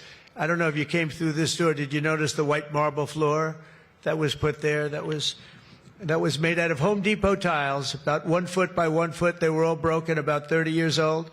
And I replaced it with book-matched marble, paid for by your friend, President Trump. It's like, it's amazing how people like it when you say you paid for it. When I say I paid for it, they say, oh, I love it. But it really, they did a beautiful talents. They're very talented marble people I have, and they replaced it with beautiful Paradiso marble and statuary marble, and it's really, really beautiful. I want to thank the outstanding leadership team, and you really do have that. Majority Leader John Thune, who's been my friend, he really really has done an amazing job. Thank you, John. Thank you. Done an amazing job. I didn't get to know John as well in the first term, and I've gotten to know him very well over the last 9 months, John, and you're doing a fantastic job. Thank you very much. Really great. Majority Whip John Barrasso, who's outstanding man. Thank you, John. Thank you. Great guy, too. Conference Chair Tom Cotton. He loves that military. He loves the, he loves the military. Policy Committee Chair Shelley Moore Capito. Shelley, thank you very much, Shelley. Vice Chair James Lankford. Very good. James, thank you. And you know, we have everybody but one person here. You know, everybody showed up. I figured you'd have like, I'd say 40 would have been a good number, right? We have everybody. We're just missing one person. You'll never guess who that is. Let me give you, he automatically votes no on everything. He thinks it's good politics. It's really not good politics. He's an automatic no. But I don't know. Look, if he wanted to come, I'd probably let him come, right? I'd let him come. Begrudgingly, but would let him come. And National Republican Senatorial Committee Chair, an unbelievable guy, Tim Scott. You know, Tim, I shouldn't say it because it's so, I don't know if it's good or bad. But Tim ran, and he was very effective and very good. But he was on the debate stage and everything else, he was good just because he's good. But he wasn't as good as I thought he was. And when he got out of the race, he endorsed me almost immediately. And I used him as a surrogate. And I wasn't sure if I should because, you know, sometimes I want a total lunatic to get up and fight for me. And Tim is a really good person. So I wasn't sure. And I put him on the stage, and he ripped the heart out of everybody. He was so brutal. He was so unbelievable. It turned out to be absolutely one of my best surrogates, and it includes a lot of you people that were here. You were all surrogates. But Tim ripped these people apart. And after watching 2 or 3 times, then I wanted him all the time, right, Susie? I said, I want Tim Scott, get up there. But he was so good, and I said to him, Tim, when you fought for yourself, you were much different. When you fought for me, you were a tiger. You were like unstoppable. You were, really was. You all saw that. What's the difference? He said, I've never liked selling myself, and I love selling somebody that I really do believe in. I really believe in you, and I just felt that way. And it was so nice the way he expressed it. And I want to tell you, you are a champion. You are a winner, and congratulations. Thank you very much. I never love telling that story because I'm not sure if it's a good or a bad story, but I'm telling you, you are an amazing guy, and you fought for me so hard, and I really appreciate it. You got to be my #1 choice, Tim. So something doing great doing what you're doing right now. I also want to thank the entire Senate Republican Conference for your tremendous work on confirmations. Boy, did we have a couple of weeks, huh?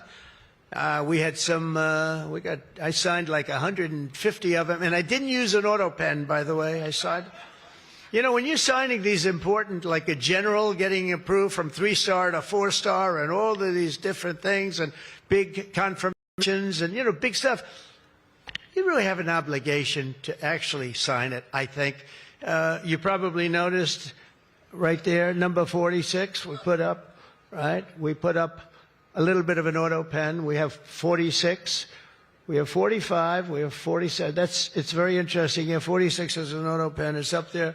It stays up there. People like it. It's probably going to stay up there for a long time. It's true. And I know you're looking into that. And by the way, the auto pen person said he never spoke to Biden. The auto pen, you're not allowed to do that. So if you're looking at anything, just remember it. And remember, they treated us very badly. They treated us very, very badly. So I think you're allowed to just report the truth, including the confirming of my cabinet much faster than first time. I mean, we went so fast, and I give John Thune and all of you credit for that. It was amazing. All of a sudden, I was calling John, I've got to get him approved. Come on, John, because I was getting like one every 2 weeks.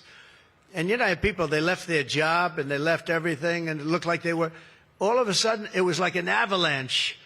They walked in, James and James, my double James, I call them. They walk in, and they had like so many of them. I said, you got to be kidding. Is this like, are you for real? Right, James?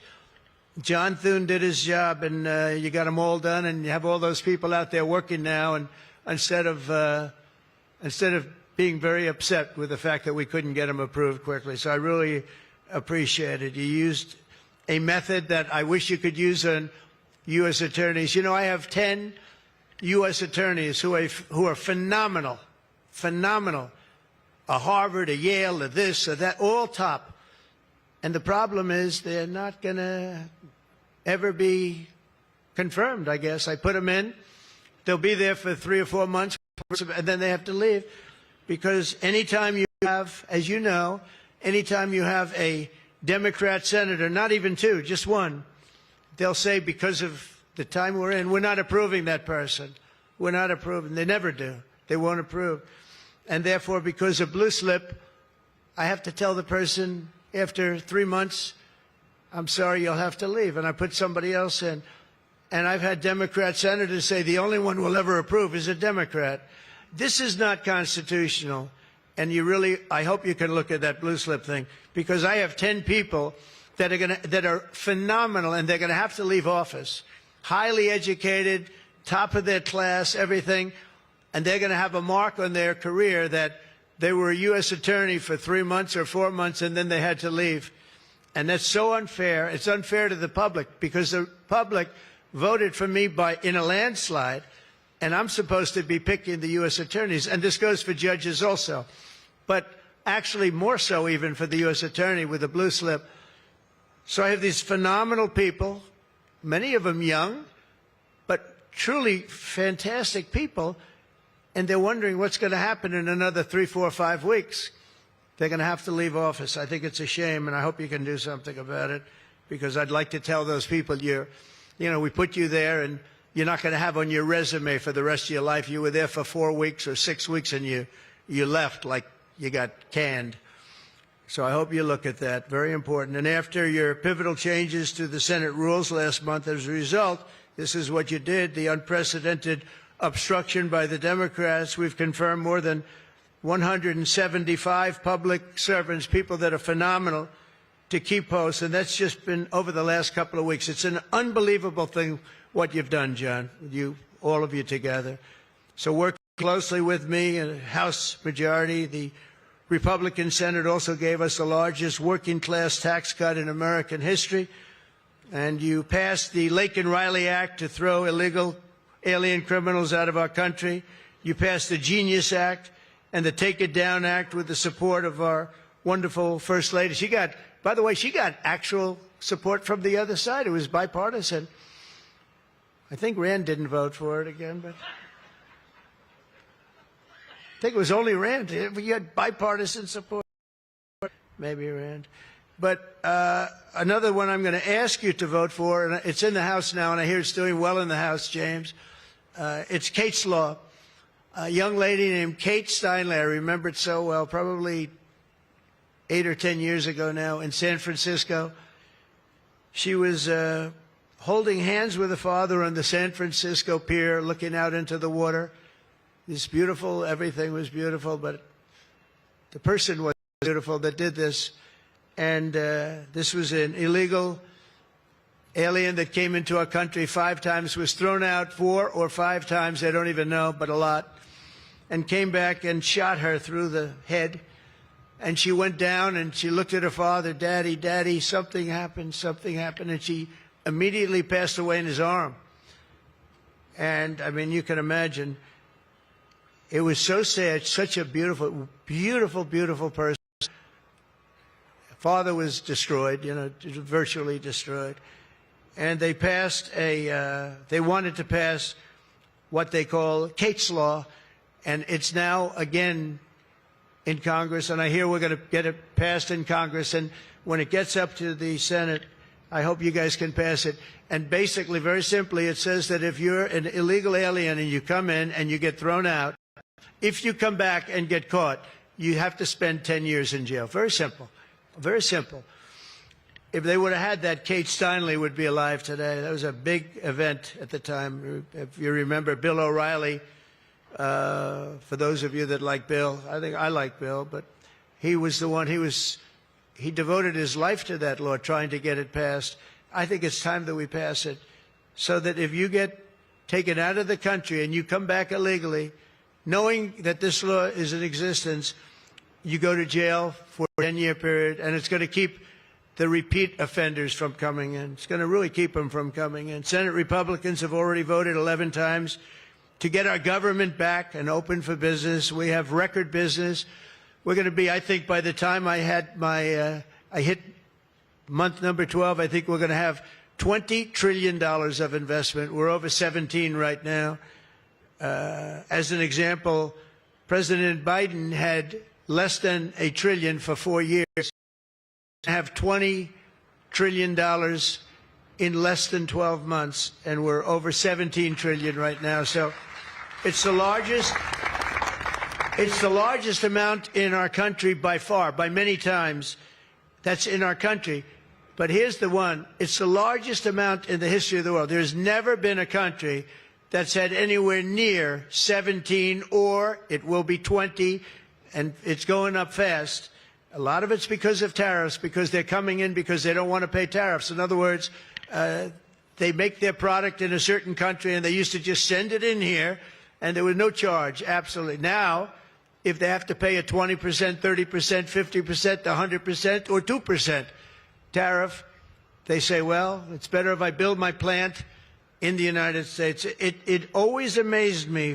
I did this first term. We had the greatest economy in the history of our country in first term.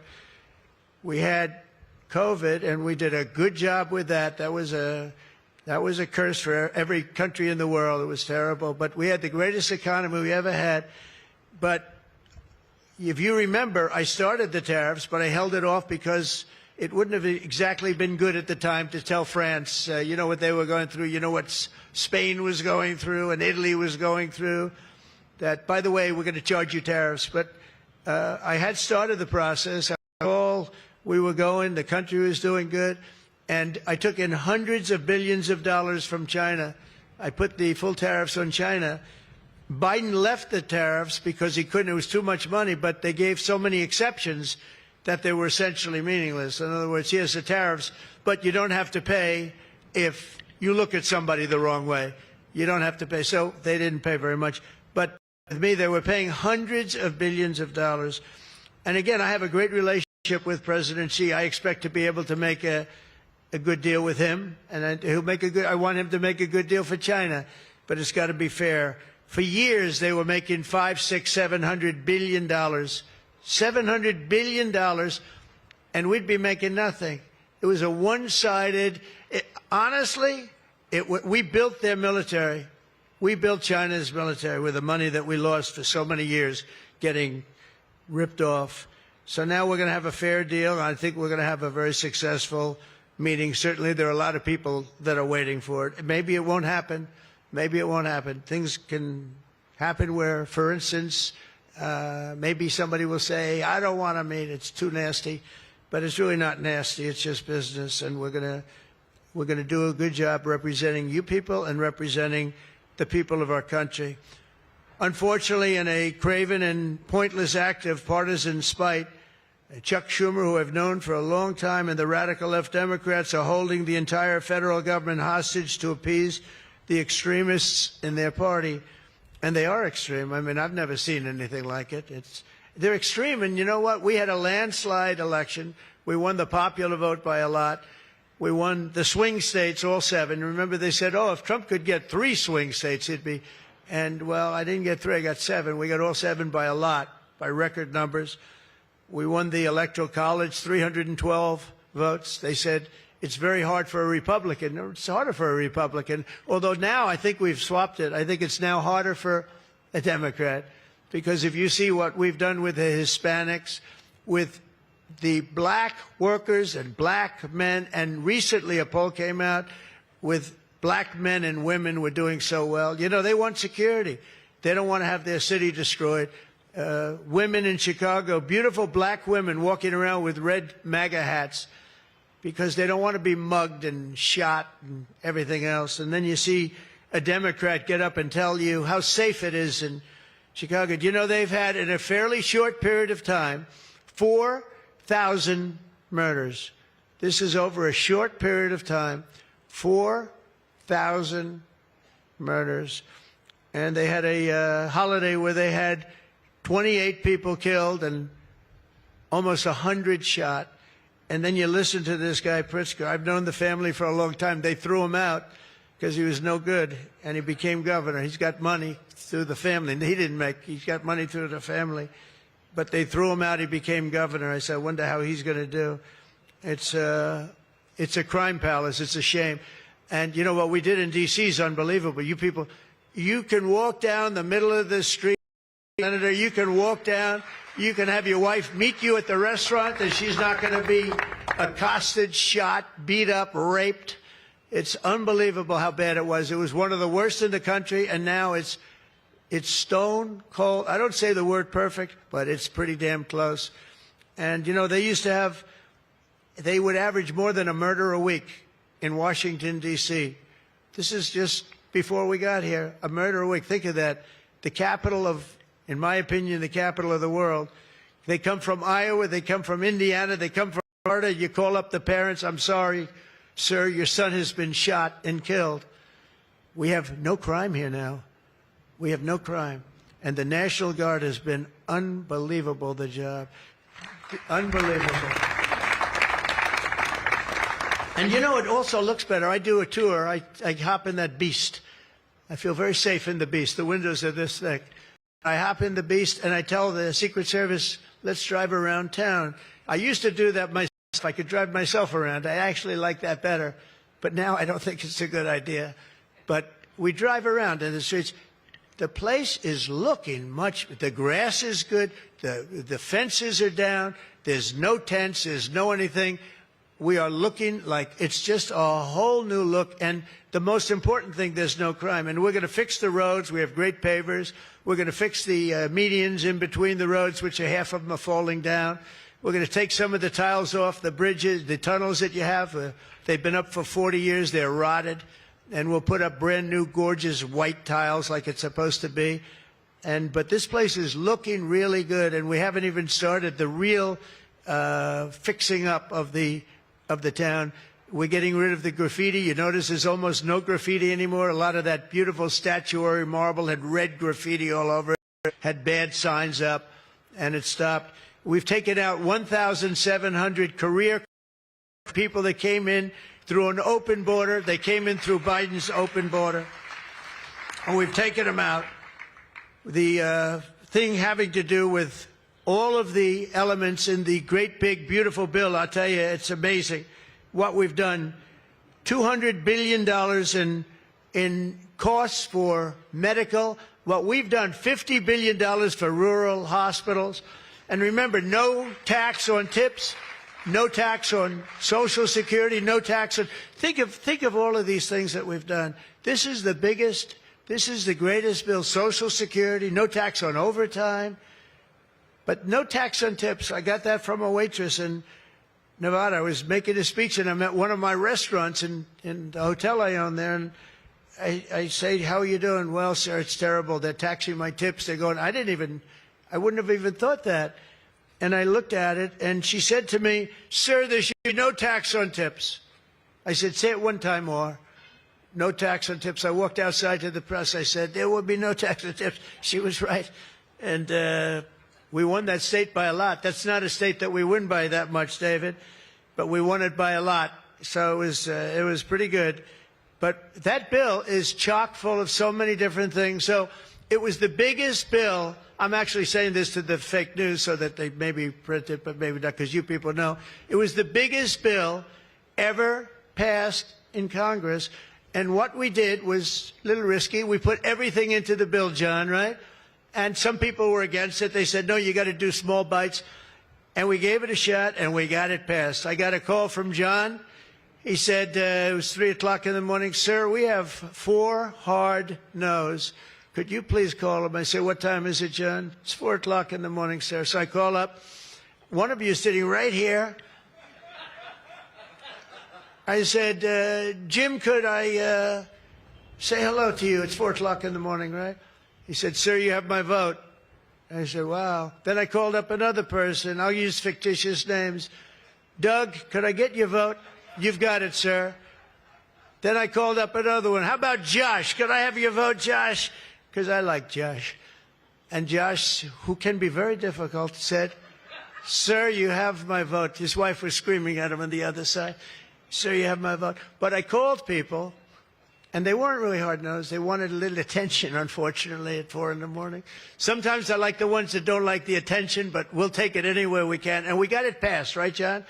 And nobody thought that could happen because you have a small majority. And in the how about in the House, we had a majority of 3.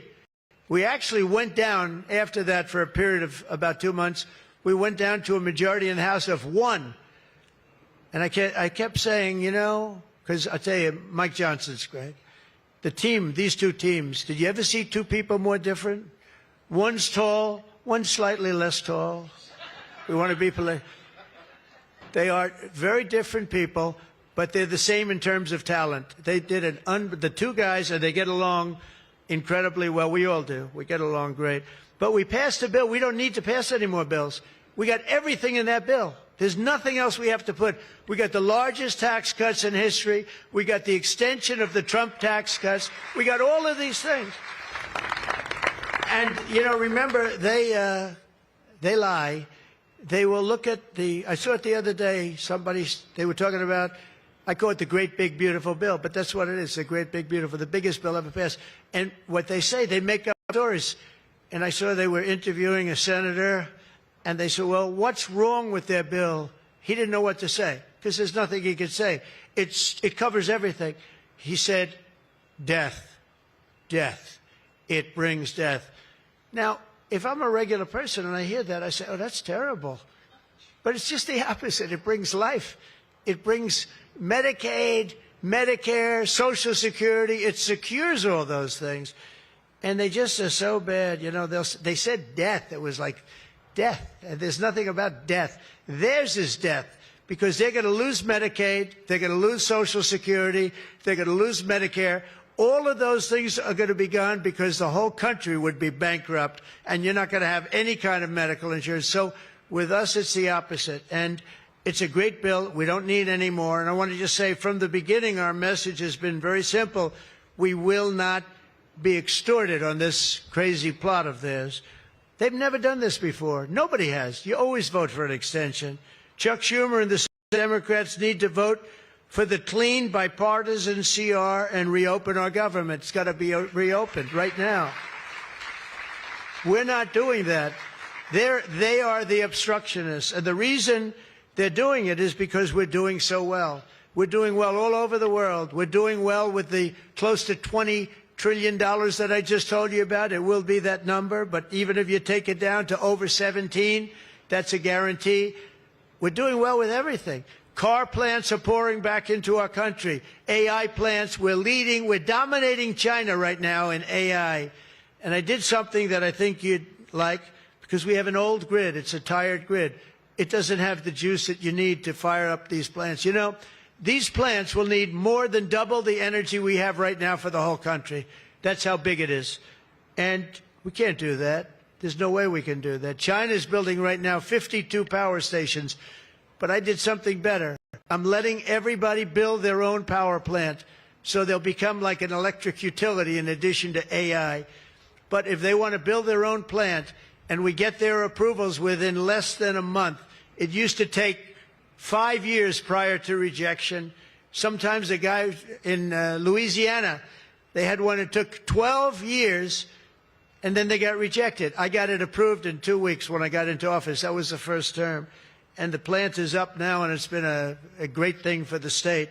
I did it twice, actually. I got 2 of them that were dead after 12 years, and I got them approved, both of them in less than a week. And that's what we're doing. Lee Zeldin, by the way, is doing a phenomenal job, Environmental Commissioner, I have to tell you. He knows that we have to get them fast, and we're getting them fast. So we're leading China in the AI race by a lot. Under Biden, Democrats voted 13 times for continuing resolutions to keep the government open. And all we want is simply to ask them to do it once again. They always voted for it. They never voted against it. Nobody votes against it. But they do that, and they do. It's partially my fault. I mean, I'm watching you, and looking at all these great faces that I've seen, really great people. I think with few exceptions, a couple of you I don't like that much, but with few exceptions, great people. And you look at what they do, and you look at the game they play, and it's a horrible game. And, you know, we have the hottest country ever. This is the hottest country anywhere in the world. And I say this, I'm sure you've heard me say it, but I was over in the Middle East, and the King of Saudi Arabia and others also said essentially the same thing. They said, you know, President, a year and a half ago, your country was dead. We never thought we'd see this. And right now you have the hottest country anywhere in the world. We do. We have the hottest country anywhere in the world, which tells you about leadership, and that includes your leadership.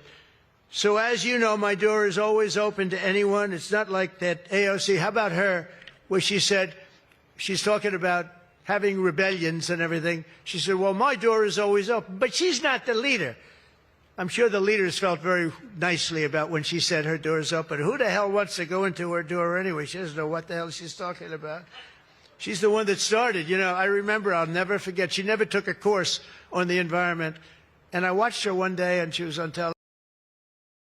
Our planet will be dead within 12 years. That was a long time ago. Our planet was supposed to be dead. Remember the 12-year theory? We were environmentally dead. Now, these people, they've got an agenda that nobody quite understands. The good news is they don't understand it either. They really have no idea. But the people do. The people understand. We're giving you the biggest tax cuts in history. All of these things, it all adds up that we should do fantastically well in the midterm. The only thing wrong with the midterm, statistically, when you look, a president gets elected, and for some reason, and nobody, even the great John Thune, cannot explain to me, for some reason, even if he's a reasonably good president, and we've had success like nobody, but for some reason, you lose the midterms. I don't know why. I mean, the odds are tremendously against, like 92% or something. It doesn't make sense. If you have a great presidency, it only makes sense that you win the midterm. So there should be no reason for it. Somebody's going to explain there might be some dark, deep psychological reason where they want to vote the opposite way. I don't know what it is, but we have to win the midterms. Otherwise, all of the things that we've done, so many of them are going to be taken away by the radical left lunatics. I mean, we're going to end up with a communist mayor in New York. Can you believe it? A communist. Remember, I would always say, we will not have a socialist elected in our country. Remember, I'd say that all the time. And I was right. We skipped socialist. We got a communist elected. So I didn't tell a lie. I didn't tell a lie. I was right. We'll have a communist, not a socialist. But we've already seen the impacts of the dangerous game that they're playing. Democrats are causing delays in our air traffic control system. So important. We wouldn't have had, you know, this Pete Buttigieg, he spent billions of dollars on fixing the air traffic control that used copper wire going into glass wire. Any union electrician here or any non-union electrician would say you can't hook copper into glass. It doesn't work. They spent billions of dollars. They turned on the system, and it was stone cold blank. We're getting a brand new system. We have bids out now. We have 3 great companies bidding. And I want one bid. Sean Duffy's doing terrifically. I want one bid. I want just bid, and they're responsible for everything. Not where they had like 1,000 contractors. Every contractor, they were all running around. In the end, if one of them does a bad job, we want to be able to blame somebody, and it's going to be one of the very big companies because there's a lot of interest in it. So the air traffic control system is going to be rebuilt. Over 1 million federal workers right now, as you know, are going unpaid. That's the Democrats' fault. And children, tourists, unable to visit the museums in Washington, D.C., that we now have beautiful, safe streets, but we don't have the museums open. We should probably just open them. But we are doing things that nobody's ever done, nobody's ever seen. So all of this and the pain that the Democrats have caused during this reckless and completely unnecessary affair, and you could call it the Schumer shutdown or the Democrat, you can call it whatever you want. And I will say this, that we have Darth Vader. You know Darth Vader, right?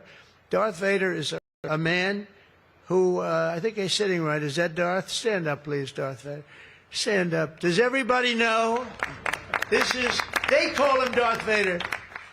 I call him a fine man, but he's cutting Democrat priorities, and they're never going to get him back. And they've caused us, and they've really allowed us to do it. And by the way, thank you. You're doing a great job, I have to tell you. So really a great job. Because many of the things they're cutting, like the New York project, $20 billion we're cutting it, they're not going to get it back. I mean, they're not going to get a lot of things back. They may not get it back. Maybe we'll talk to them about it. But they're losing all the things that they wanted. But many of the things that they wanted are things that we don't want, the things that are just so bad for our country. And we're cutting those things out. So while they thought they were doing maybe bad, maybe indirectly they're doing good.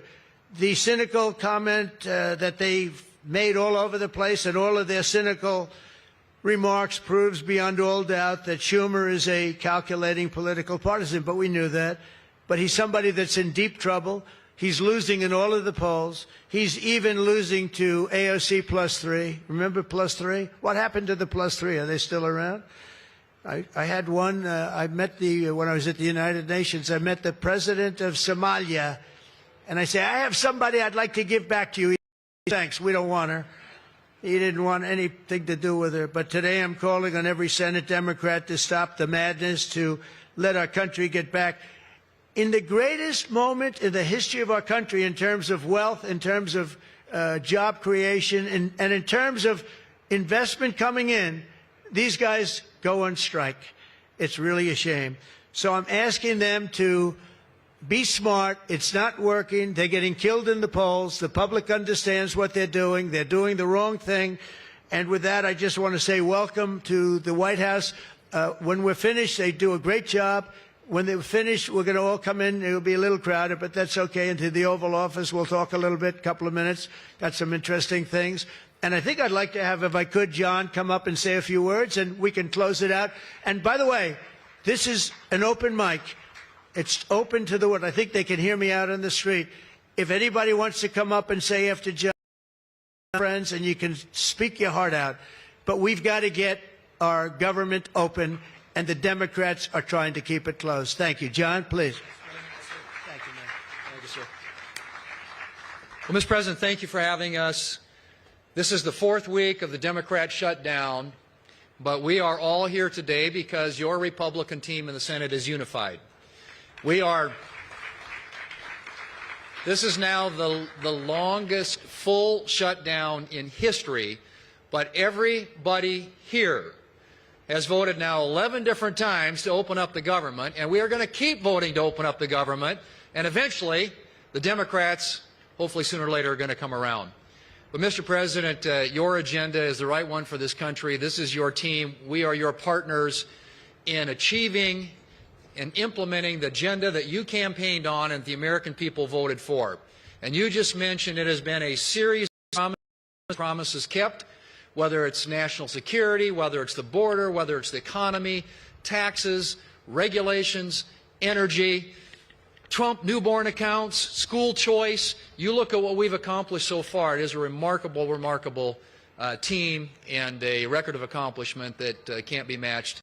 And I would argue, at least in my time here, but perhaps in all of history. So thank you for your leadership, and we will continue to be good partners and work with you to get the work done for the American people. And let's hope that the Democrats get wise and, starting perhaps even today, vote to reopen the government so we can get back to work for the American people. Mr. President, thank you for having us at your home. You have beautiful homes, and thank you for everything you're doing to make this such a beautiful place. This is America's house. We're delighted to be here. Thank you.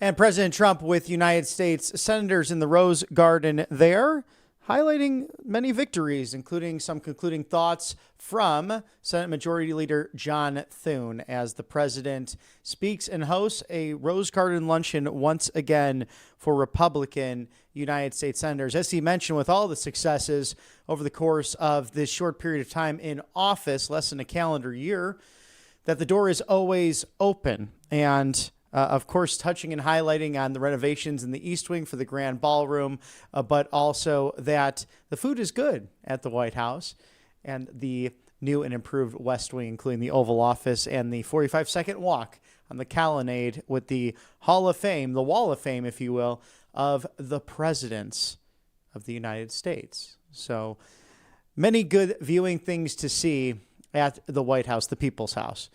Thank you to allfamilypharmacy.com/RSBN for cold and flu season. 10% off ivermectin and Tamiflu, antibiotics, antivirals, and much, much more. NAD+, methylene blue, hydrochloroquine, 200 essential medications, emergency medical kits. Scan that QR code there now. No insurance, no issue, no red tape, no bureaucracy, just life-saving medications for you and yours in this cold and flu season. Again, allfamilypharmacy.com/RSBN. Thank you for your sponsoring us on the right side of history.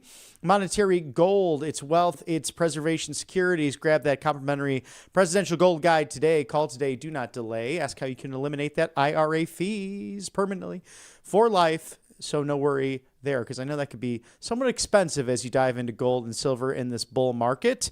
888-617-7994, RSBN4thegold.com. That's RSBN4thegold.com. Call immediately to discover how you can eliminate those fees, as we've had 2 bank failures. Robert Kiyosaki warning us of that, in addition to maybe more. If it's retirement, income, those pensions, everything you worked hard for, whether it's generational wealth or simply buying that first or second home, Monetary Gold must be a partner and able to achieve that with 5,000 years of human history, gold and silver, experiencing a bull market right now. RSBN4thegold.com.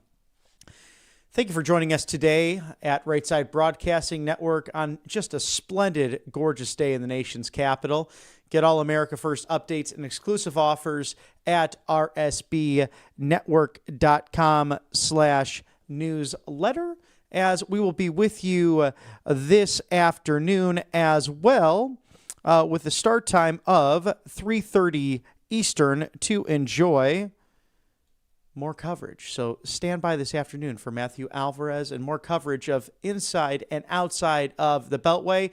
The 45th and 47th President of the United States, the 50th Vice President, whom you saw in southern Israel, reviewing the peace deal, and with Jared Kushner, as well as Steve Witkoff, who have done really an extraordinary job in order to make the world safe again.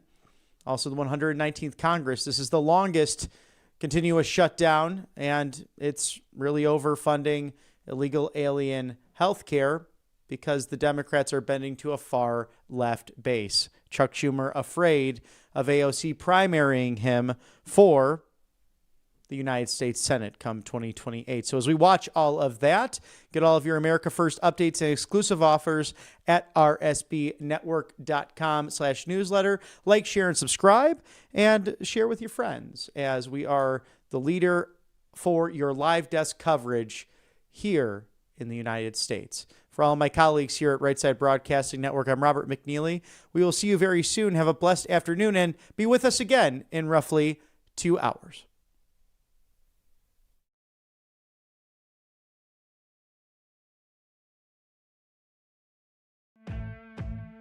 Welcome to Right Side Broadcasting Network, your trusted conservative news outlet. At RSBN, we deliver the truth when the mainstream media falls short. Since 2015, we've proudly broadcasted every single one of President Trump's iconic MAGA rallies, bringing you the excitement and energy live before anyone else. By watching RSBN, you get an unfiltered front row view of the action on the ground. We interview the crowds to give a voice to millions of Americans just like you. We show you President Trump's speeches in their entirety, free from interruptions and censorship. We cover the stories that matter to you with the integrity and passion you deserve. Thank you for choosing RSBN as your home for America First News. Together, we stand strong, united, and informed. So join us and be part of the right side of history. Hey y'all, it's Silk from the Diamond and Silk Chit Chat live show. Look, don't forget to check me out right here on RSBN Network. Be sure to watch the show on Right Side Broadcasting Network, and I want you to support Right Side Broadcasting Network. Yes, it's imperative that you do so, okay? I look to see y'all soon. Bye-bye.